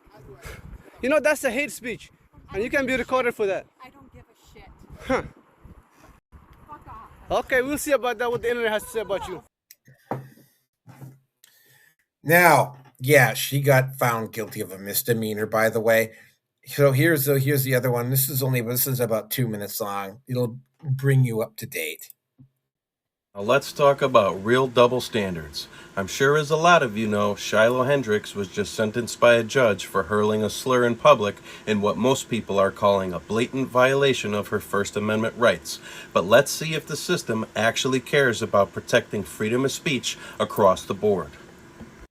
Let's compare that clear case of speech policing to what happened outside the courthouse in Texas during the Carmelo Anthony trial. A man stood directly in front of active TV news cameras and openly stated that the only good member of an entire demographic are the dead ones, and it didn't result in any criminal charges. Now, if you go on Facebook, the public has already tracked down and identified exactly who this guy is, but apparently the local police are the only ones who can't find him. No disorderly conduct misconduct charges, no investigation, absolutely nothing. So getting caught on camera using a slur gets you an official criminal record, but getting caught on a professional news camera openly calling for violence against an entire demographic group doesn't result in any criminal charges? Apparently, the law only matters depending on who is talking. If you're the one person, they'll track you down and drag you to court. If you're the other, the police look the other way and pretend they can't see a literal threat broadcasted on national TV. The selective enforcement is an absolute joke. I can't even repeat the exact phrases that flew out of either person's mouth in these clips, but you can use your imagination. Apparently, at the end of the day, what we've learned is the rules apply to one side of the screen, but they completely disappear for the other. I'm going to leave y'all with a quote like I normally do by the late Theodore Roosevelt. No man is above the law, and no man is below it, nor do we ask any man's permission when we require him to obey it. Let me know what y'all think about these blatant double standards. Okay, so what happened here? Yeah, Shiloh Hendrix was found guilty of a misdemeanor. Yeah, uttering a public being a public nuisance or whatever. What really gets me, and here I will post this guy's photo up. This individual apparently was responsible. Sheriff Make Bailey Omar, or whatever the fuck he is, had a criminal record. And I gotta wonder what the hell. And like, again, you'll notice that the left doesn't do this. They're not interested in questioning how a guy with a criminal record, and I believe it was actually a sex offense too, was doing in a kid's park with a video camera. Like, nobody's bothered to ask. Nobody except, of course, people on our side have asked why it was he was doing it. Now, I got to be a little bit critical here. Shiloh Hendrix is a single mom from what it looks like, although I could be wrong about that. The whole thing, it's being appealed, and the only reason it was even brought to trial was because, like, there's somebody in the district attorney's office that wanted to make a name for themselves by going after this person. You know, the whole issue here is that, I mean, yeah, and it's good. Yeah, I saw the video, and you get to point out the hypocrisy here. You know, if this was like, somebody would have reported it in the city I live in, because the next topic is going to be about the Edmonton phone line that they've got. You know, this in the city that I live in, somebody would have reported this for hate speech, and they actually have active police officers enforcing this in the city I live in right now.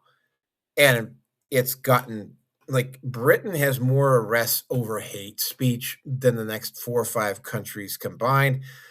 I don't know whether it's going to get that bad in Canada or not, but I mean, you know, this is a prime example of the hypocrisy being done by and it may have been an activist judge, it may not have been, but I mean, the only reason this actually went to trial was because somebody in the DA's office wanted to make a name for themselves. Yes, for the record, yes, she is appealing it, and we could get into the racial stuff around this. Frankly, I am more concerned about the fact that there is an older black, not necessarily, but an older man walking around a kid's park with a camera. Let that sink in. Okay. Now, I have been, like, I've had people over the years go, why are you so interested in going after pedos? It's like, I'm not interested in going after pedos. Like, I'm not Chris I can't remember what the hell his name is. The guy on To Catch a Predator. I'm not that guy. My issue with this is that, this just gets overlooked continuously, right? And I mean, and while I don't go around looking for pedos behind every blade of grass, you want to know what happens? They just have this bad habit of showing up, right? They just keep appearing over and over and over and over again, right? So it's like I don't go looking for them, but they keep popping up, right?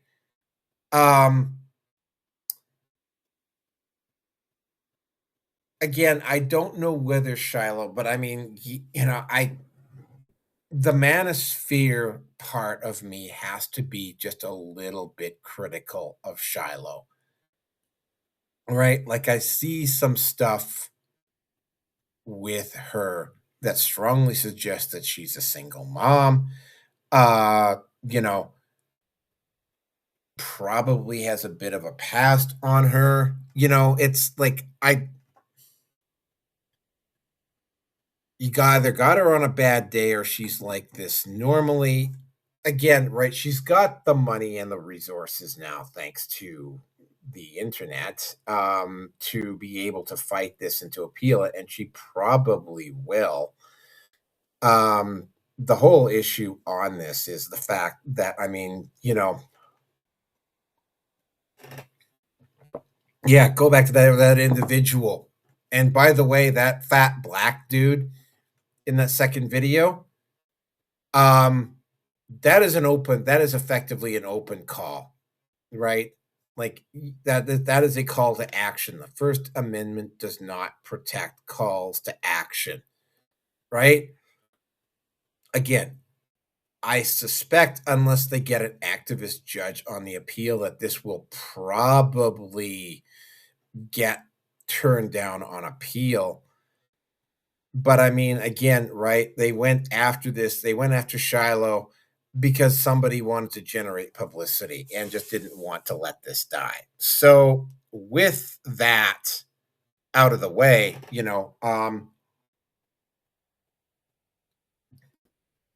level of hypocrisy on this one is like right through the roof. I'm not gonna lie, it is right through the fucking roof on this one.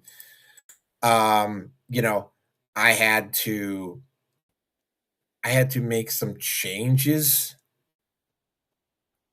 I had to make some changes in how I was approaching things, because of what's been going on with me.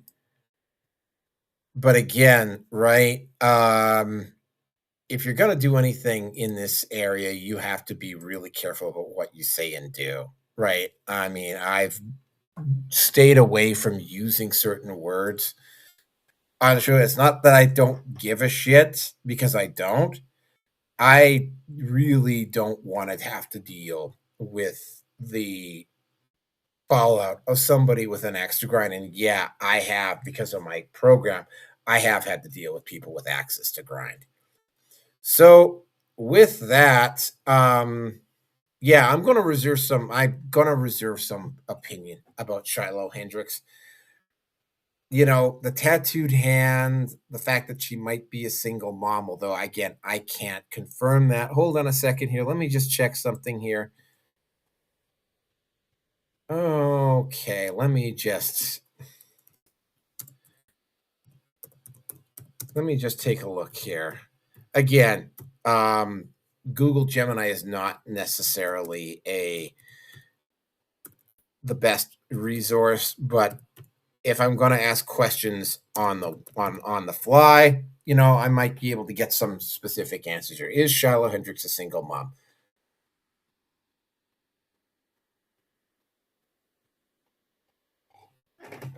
Okay, yeah, her actual marital status has not been publicly disclosed. Yeah, I'm going to lean in a little bit. I am going to probably go with the single mom thing. But again, right, go back to this picture here. Yeah, That guy has a record. I believe that dude has a record as a sexual offender, but don't quote me on that. Shiloh Hendrix looks like she might also be post-wall. She's got tats. Yeah, like, I wouldn't go near Shiloh myself, but it's like at the same time, right? Like I said, the level of hypocrisy on this one is just like going right through the roof. So anyway, that's gonna conclude this particular part of this. Gonna get on to the next one here. So yeah, here's the next musical interlude. This one is going to be Clubbing by Alexi Action. Here we go.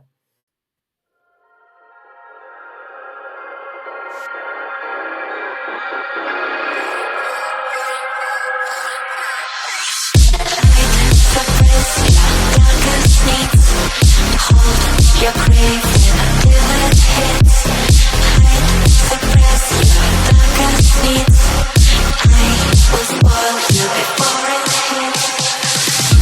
Before it hits. Before it hits. Before it hits. Before it hits. Before it hits. Before it hits.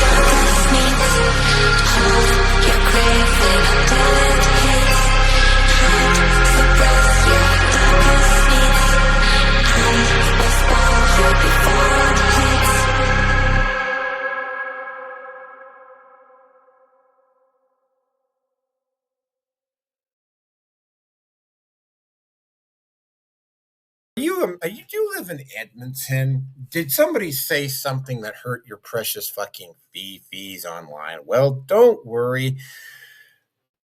Edmonton, the city of Edmonton, thanks to the federal government in Canada, has now set up a hotline, and we now have the Hurts Feelings Police, a dedicated unit that actually goes and enforces the hate speech laws.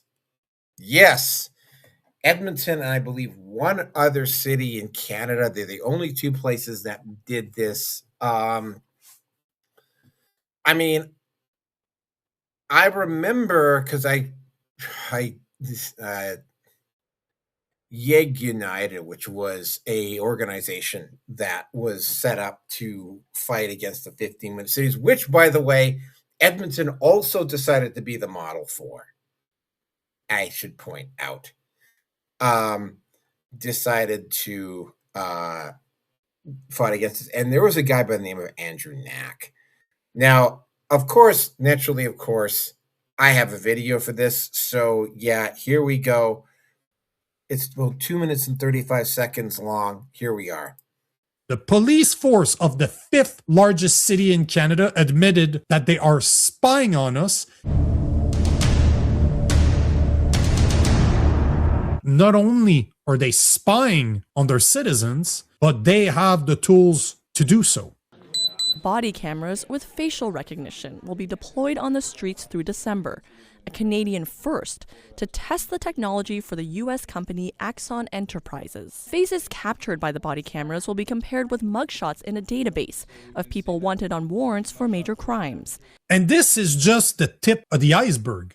In February 2020, multiple police agencies across Canada were found to have used or tested the controversial facial recognition tool Clearview AI, which builds its technology by scraping 3 billion images from the internet, specifically people's photos, without their consent. So right now they're selling us the idea that this is done in order to find criminals. But what's stopping them from identifying everybody at a protest? Just having a bunch of cops walk around with Axon cameras, scanning the faces of everybody that's there, then comparing those images to 3 billion images that were obtained without our consent, identify what our social media accounts are. Because, guys, remember, if they were able to make a video showing comments of individuals, that means that not only are they using facial recognition softwares, but they are also using what we call algorithmic AI softwares that can be used on social media to scrape all the comments from your account, from Canadians as a whole, and start building databases of what their citizens are not only doing in real life, but saying online. And that's not the only thing that's in Edmonton. Edmonton has deployed ALPR cameras, and they just released a video bragging about them spying on their citizens. That should worry every single Canadian that believes in free speech, because clearly they're not the only police force to do this. Okay, what I can tell you is that I have seen the ALP cameras. I have definitely seen the ALP cameras. In fact, there was one at 99th Street and 83rd Avenue where I used to live that I would see it taking photos. It actually took a photo of me one time because I was going on a yellow, but the yellow turned red as I was going through. So I was in the clear, but the guy behind me wasn't, and he blasted through, and he got photographed, and I got photographed, right? Yeah, the ALP cameras are everywhere in the city. I specifically know in my immediate neighborhood where two of them are. There's a couple of them on 99th Street. I know that for a fact. Getting into the whole thing about, when I stop and I think about it, given the amount of blowback and the fact that we have a woke fucking idiot for a mayor, Andrew Knack, I'm not overly surprised that this would be one of the places that they would roll it out for. Here's the really weird part about Edmonton. Edmonton, we're not really being overrun by immigrants all that badly here. At least not compared to, say, Vancouver or Toronto or Montreal. It's almost livable here, which is why I've chosen to stay here, by the way. There's not a serious immigrant problem here. What we do have going on in Alberta, though, is an independence referendum. And a lot of the independence referendum issues, one of the big points, and this is something that Danielle Smith has made waves about, is the fact that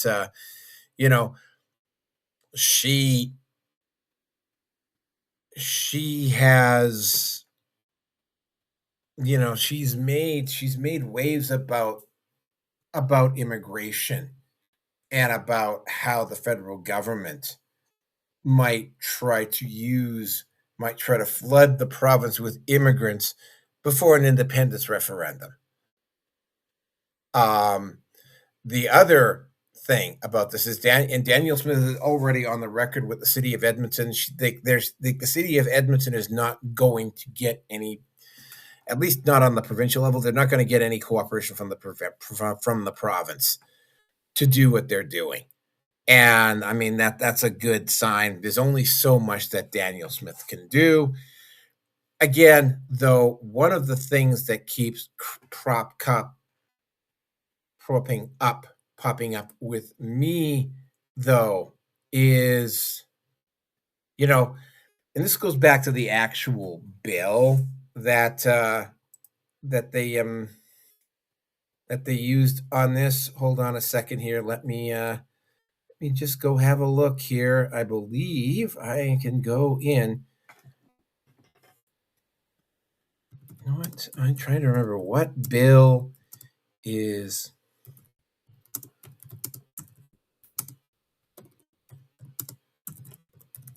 Bill in Canada, because there was what the Liberals did after it failed the first time around is that they basically broke it down. C-63, the Online Harms Act, is that they broke it down into bite-sized pieces, and they broke it down into bite-sized pieces because it's a little bit easier to pass. And if you remember C-22 from from just a year ago, like C-22 had C-63, C-9, and C-10 all kind of put together into one. Now they broke it up into 3, which makes it a lot more difficult to pass. I will point out that Carney has made a Herculean effort to try to get a majority, which he unfortunately he did and he didn't do it.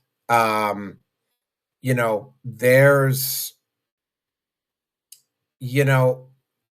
the whole thing around this is kind of worrying, especially since what happened to me, literally less than 48 hours after C-63 became law. I actually had somebody threaten me with going to the police over this. And I was just calling him out for being a fucking idiot, which he was. But yeah, when it's you don't usually get jolted like that very often. Like the first time I ran into this was way back. Well, again, actually, no, I remember this because it was during the COVID situation.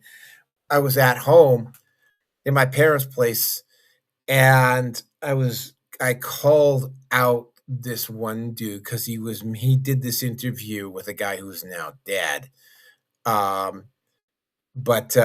it wasn't because of the guy he was interviewing. But I mean, he claimed he was MGTOW, and I've done a video. If you go back, and particularly if you go back on Odyssey and Rumble in MGTOW TV, you will find out that, when I was doing the MGTOW Master Series, I did a video of how to spot a fake MGTOW. And, when I was listening to this guy, it was very, very clear that he had never been MGTOW at any point, because there's just certain things that it's like, it would be like me, for instance, trying to bluff my way into being a nuclear engineer, right? There's just certain language, again, or somebody, probably another group that I belong to, recovery people, right? Occasionally, what will happen in recovery communities is that you will get an individual who will come in and he will say that he's got a significant amount of time. But the way he acts, the way he or she conducts themselves and everything, it will become like have a kind of a working knowledge of the steps and all sorts of. There's just certain things that you can tell, right? It's like they can mouth off the slogans, but they don't know what they mean, right? They can talk about the tradition, but it's like, yeah, there's just certain things. And if somebody makes that claim, and I have run into it, it's like they just don't know the language, they don't know the lingo, they don't know how the meetings are set up. You know, this is something that somebody who's been in 12-step programs for decades upon decades knows like the back, the stuff like the back of my hand, right? They say they got several years, but they don't act like it. This was the same sort of thing. And I called this guy out and I sent him the video. And I said, yeah, I called you out. Here you fucking go. Here's your proof. And he threatened my life. Right? Like I had gotten a death threat before that, but this guy was legitimately pissed at me and was like, and that sort of thing. And I actually had to go to him and I go, it's like, yeah, dude, like, I'm going to be going to the police because this was probably about 1 or 2 o'clock in the morning when I saw this. Is I'm going to the fucking police over this, right? For whatever reason, I didn't tell anybody because I mean, it probably would have killed my mom if she had found out that I'd gotten a death threat. Well, we're all around death's bed waiting for her to die. So I didn't bother mentioning it to my family at that particular time. Go figure. But it's, the way C-63 is written in a vague way, and it is written vaguely on purpose. And even though Edmonton is in Alberta, and the city, like Alberta generally is pretty conservative, but Edmonton in particular is still, I mean, not this provincial election, but the election before, like literally every single Edmonton city writing went NDP. Most of the rest all went conservative. Right, that's kind of like how Edmonton's kind of like this blue dot in this ocean of, an orange dot, because we're talking about the NDP here, in an ocean of blue. And by the way, for the Americans, blue is red, red is blue, just so you know.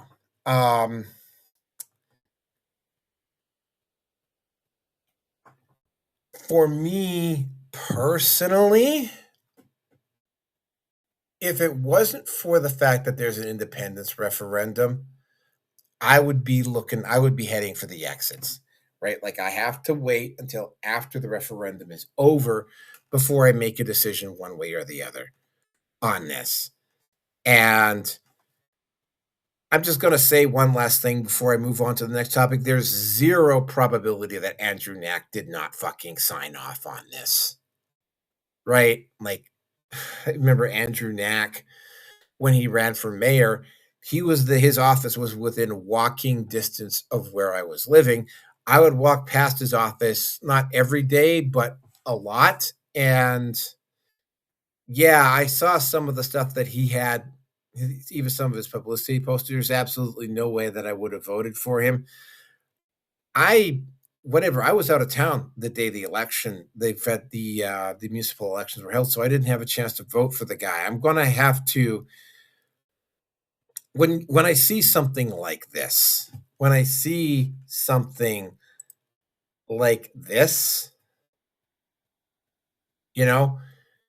it's a reminder to me, and it should be a reminder to everybody, that the municipal elections count. So vote in them. Or at least, like, it's a lesson to me to make a more solid effort to vote in them. And with that, I am going to move on to the next next song here, and we're going to get into topic number 6 here. Yeah, we'll go with coherence curve. Okay, so yeah, 5 minutes of coherence curve, and then we'll get into the last topic of the show.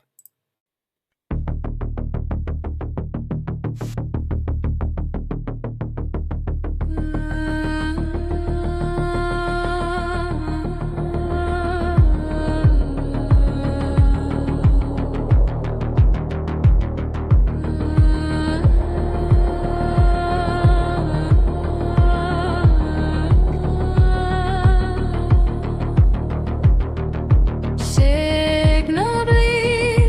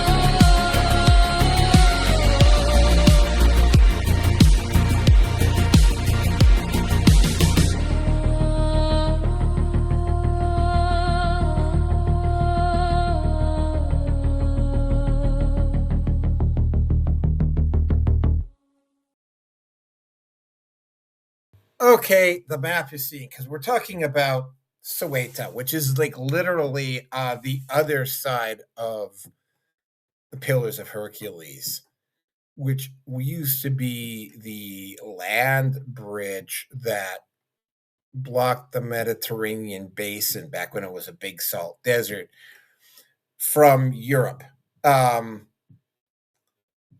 Yeah, so yeah, just so that you have some context on that.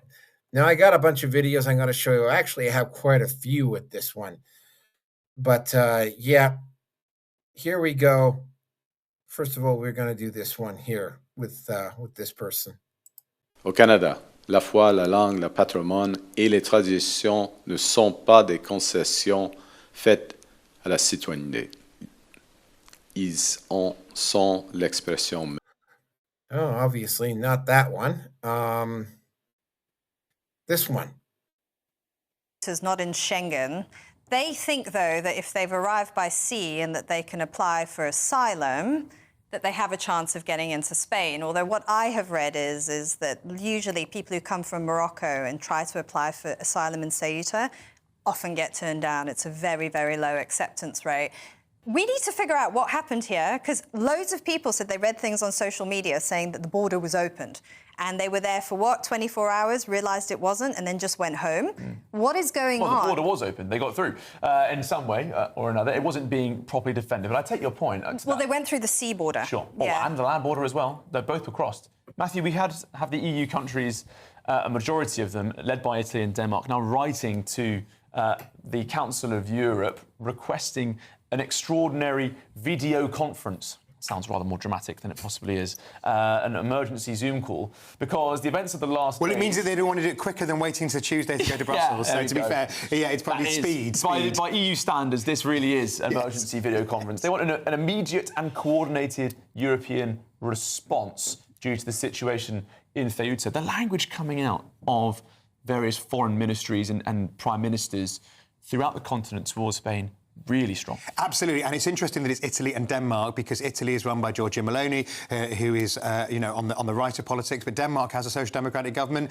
Sit around the table with Pedro Sanchez, the Spanish Prime Minister, but it has a very, very different take on migration. It's won elections by being tough on migration, and clearly it's saying we're not having that risked by what's happening in Spain, because Pedro Sanchez has had a more general amnesty for people who are illegal immigrants who are already in Spain. Yeah, and I think the fear is that is that other European leaders don't want their electorates panicking that because Pedro Sanchez get weak, as it were, their get tough approaches are being put at risk. They are, but they are. Well, they were until they were pushed back. I mean, let's reassure ourselves that the vast majority have gone back. No, it's the 1 million. The 1 million who already, although to be fair, they were already in Spain. But they already come to Spain. But if they give an amnesty, then there is less of a restriction or a concern of them leaving Spain. And because of Schengen, they can It's a move around. massive pull factor, and Giorgia Meloni said this a few years ago, and there's echoes of it of Angela Merkel, right, inviting in all these people. And most countries in Europe now, they've moved completely beyond that. And I think there's a slight difference that in Spain has a bit of an issue, as we do, which is you've got language, because you've got people who come from Spanish-speaking countries throughout South America. Yep, all right, and the second one. I got to point out that the woman in this video disappeared. They have not found her. At least to my knowledge, they have not found her.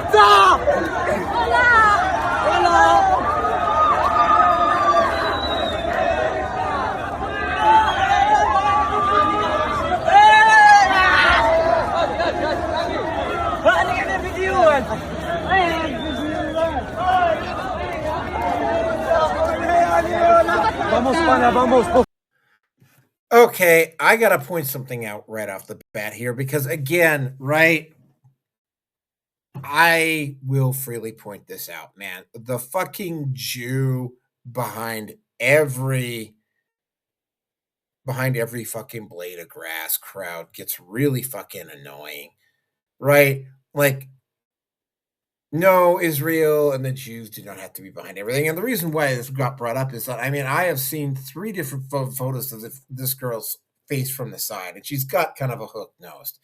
That does not prove that she's fucking Jewish, but that's the suggestion. Okay?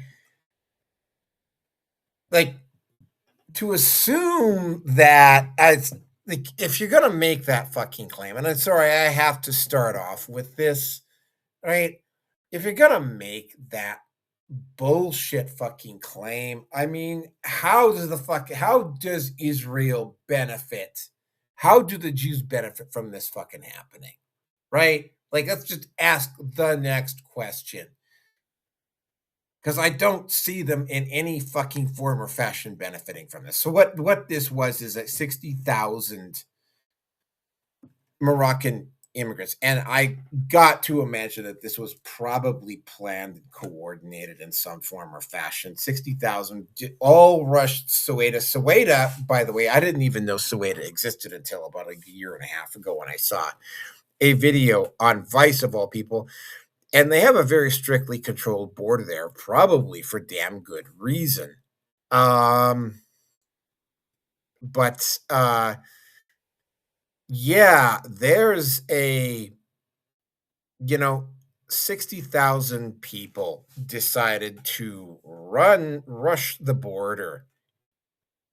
And I mean, when I first saw this, I thought, oh, well, how the hell could they do that in Spain? Like, getting 60,000 people in the boats and all going over all at once doesn't make sense. And then, of course, it was, well, no, it wasn't Spain. It wasn't Iberia. It was Soweto. And, they went around the border. It was like having that many people all charge the border at once is definitely coordinated in some style.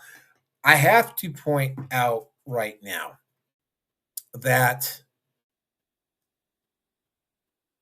Spain is a bit of an outlier in terms of its politics right now. Spain has a left of center government. They're probably one of the few anti-immigrant holdouts, pro-immigrant holdouts in Europe right now. The whole thing about having thousands and thousands of Muslim immigrants come to the country, that's definitely down. But Spain has been the exception to the rule, right? Spain already had a significant Muslim population to begin with. I'm not going to go into all the history about it. Iberia was actually part of the Arab Empire at one point. They tried to get into France and they couldn't do it. Just like how they tried to capture Vienna a couple of times and they weren't able to do that either. So yeah, they have made moves in those directions in the past. The number of people and the way this went down, where they just simply overwhelmed the resources in the country, in this one region, strongly suggests coordination. Now, the question that I think really needs to be asked here is, who benefits from doing this? It ain't the Jews. It ain't the Jews. I think that's the question. And it's like, follow the money, right? If you follow the money on this one, I think you might get an answer on this.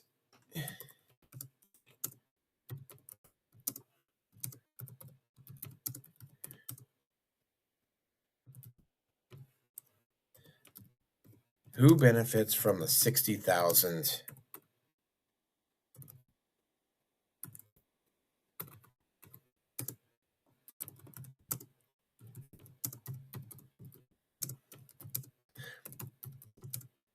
Yeah, because I mean, I actually couldn't come up with this. Yeah, again, right? This is, you know,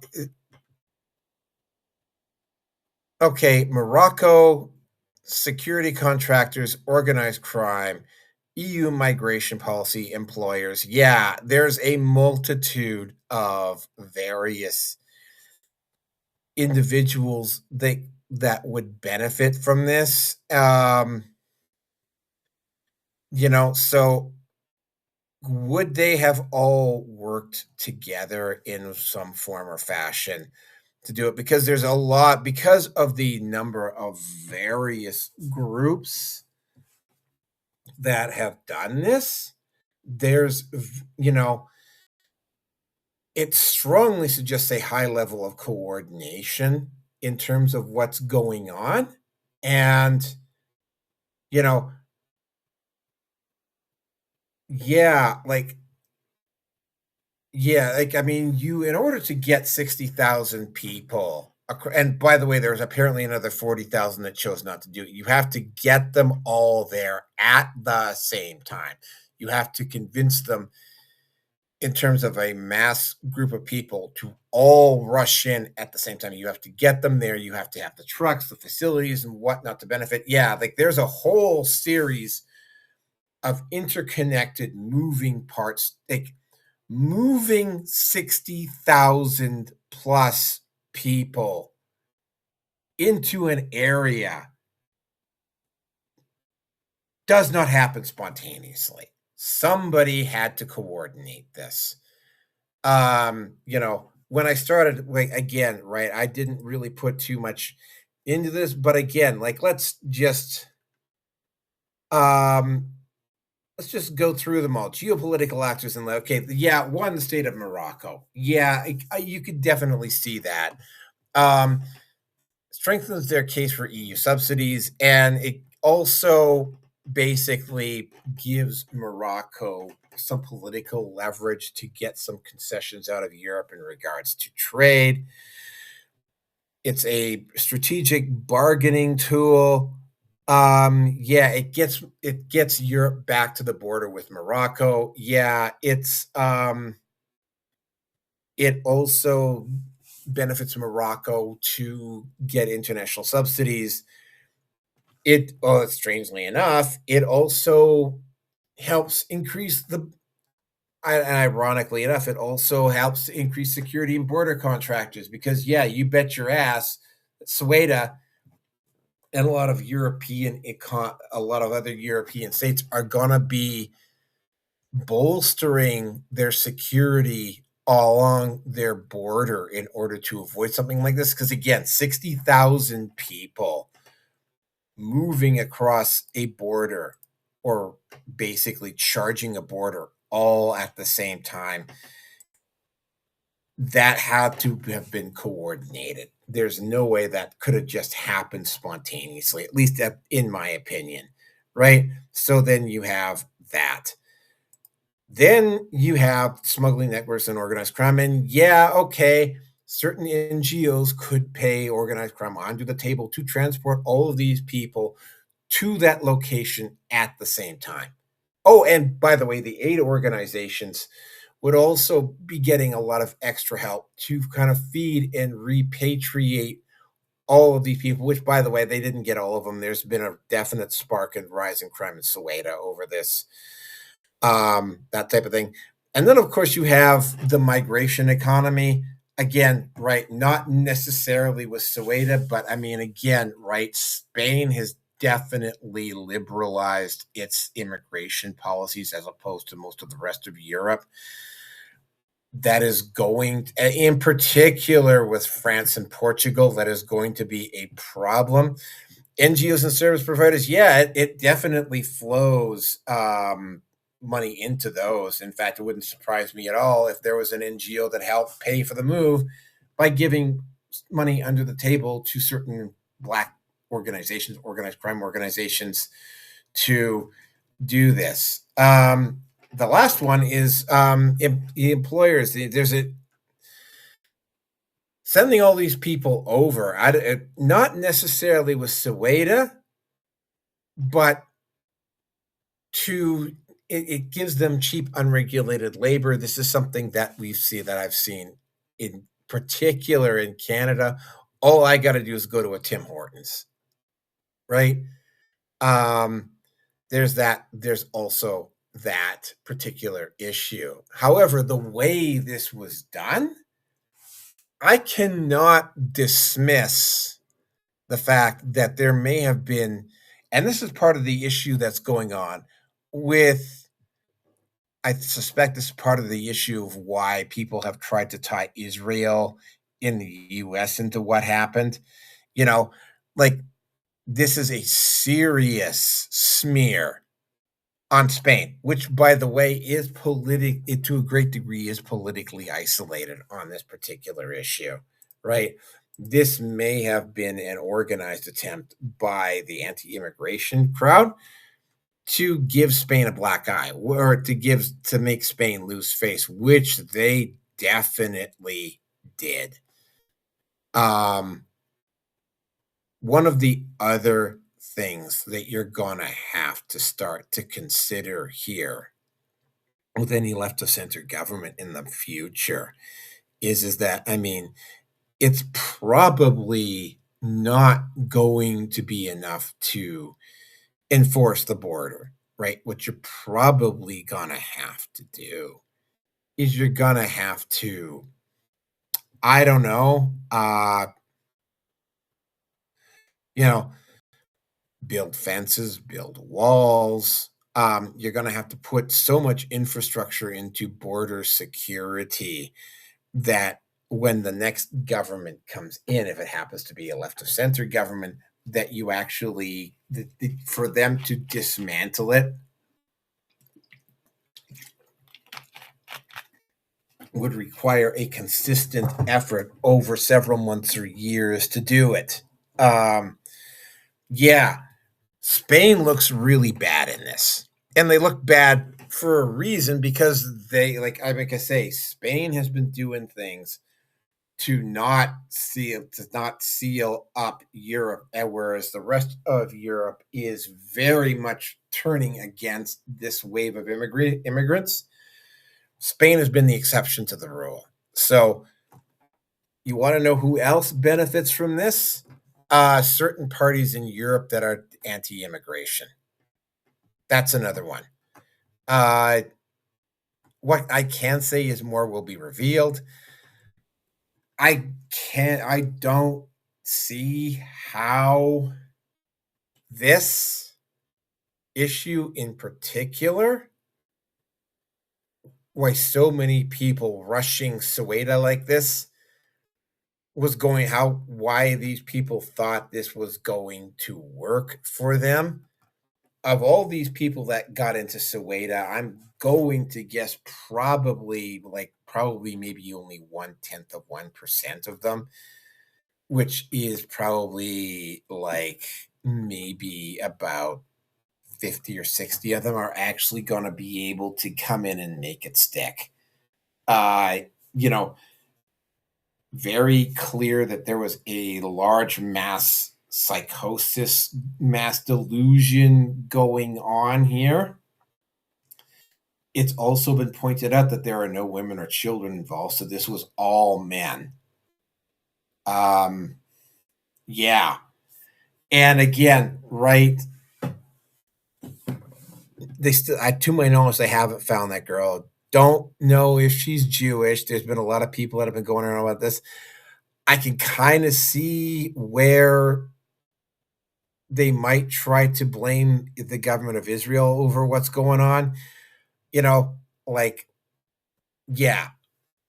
I'm going to lean more into that this was probably an NGO style event propped up by probably by some Western European NGOs to give, or some organizations to give Spain a black eye over its immigration policy, which they succeeded in doing beautifully. And that's really all I got to say on this. Yeah, more secure borders. I happen to live in a country where you're not like, unless the United States decides, unless 100,000 people from the U.S. all just decide to run the Canadian border all at once, this is not going to happen. But I mean, we got our own problems to deal with here. Anyway, that is it for this particular week. Roger has been nice enough to compose a song to commemorate episode number 500, which I will play here for you in just a second. And that will be it for tonight. I will see you next week. There's going to potentially be 2 episodes next week, just giving you all a heads up. So without any further ado, here we go. 500 Fires by Roger Hanson. 500 nights, 500 conversations, 500 reasons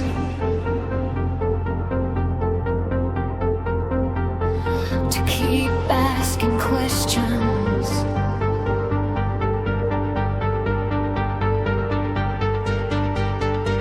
Raise a glass to the road we've crossed. Every headline, every cause, from whispered rumors to front page news. Everybody's got a different view. Stars and stripes beneath the sky. 250 passing by. History knocking at the door, asking what we're fighting for. Turn another page, light another flame. History remembers, but never stays the same. 500 fires, still burning bright. Question every headline, challenge every lie. Surrender to the skies. Keep your eyes open wide. 500 fires still alive. Welcome to the ride. Every label finds a name, changing words but playing games. Old ideas wearing new clothes. Everybody thinks they know. Hollywood keeps rolling dice. Same old script at twice the price.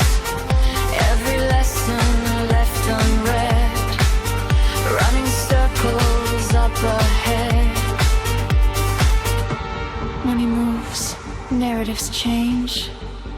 The cameras leave, the questions remain.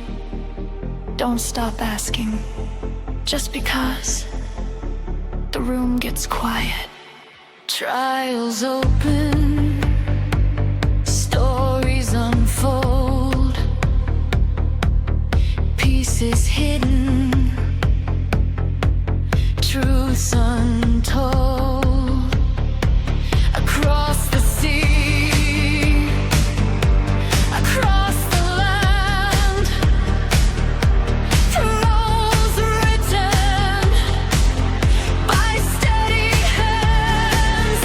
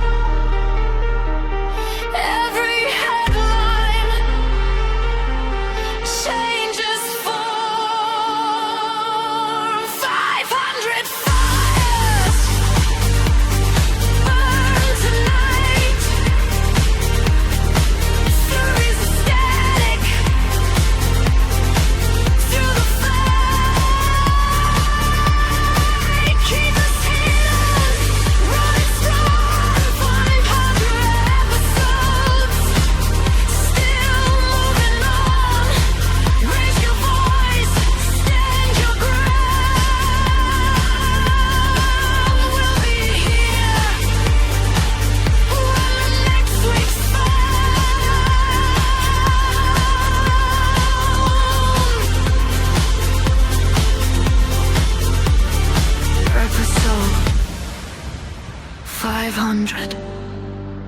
The conversation continues.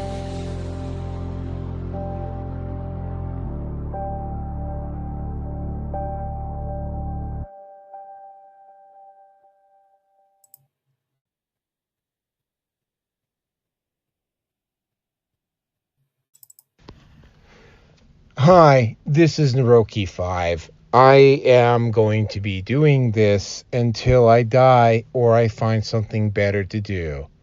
So please help me achieve this personal and, I think, noble objective by contributing to my Patreon or Subscribestar. Link is down below. Every little bit helps. Thank you very much. Thus concludes another episode of the Red Pill Nation. A little bit more active next week. Thank you, everybody, for hanging on. I will see you on the next one.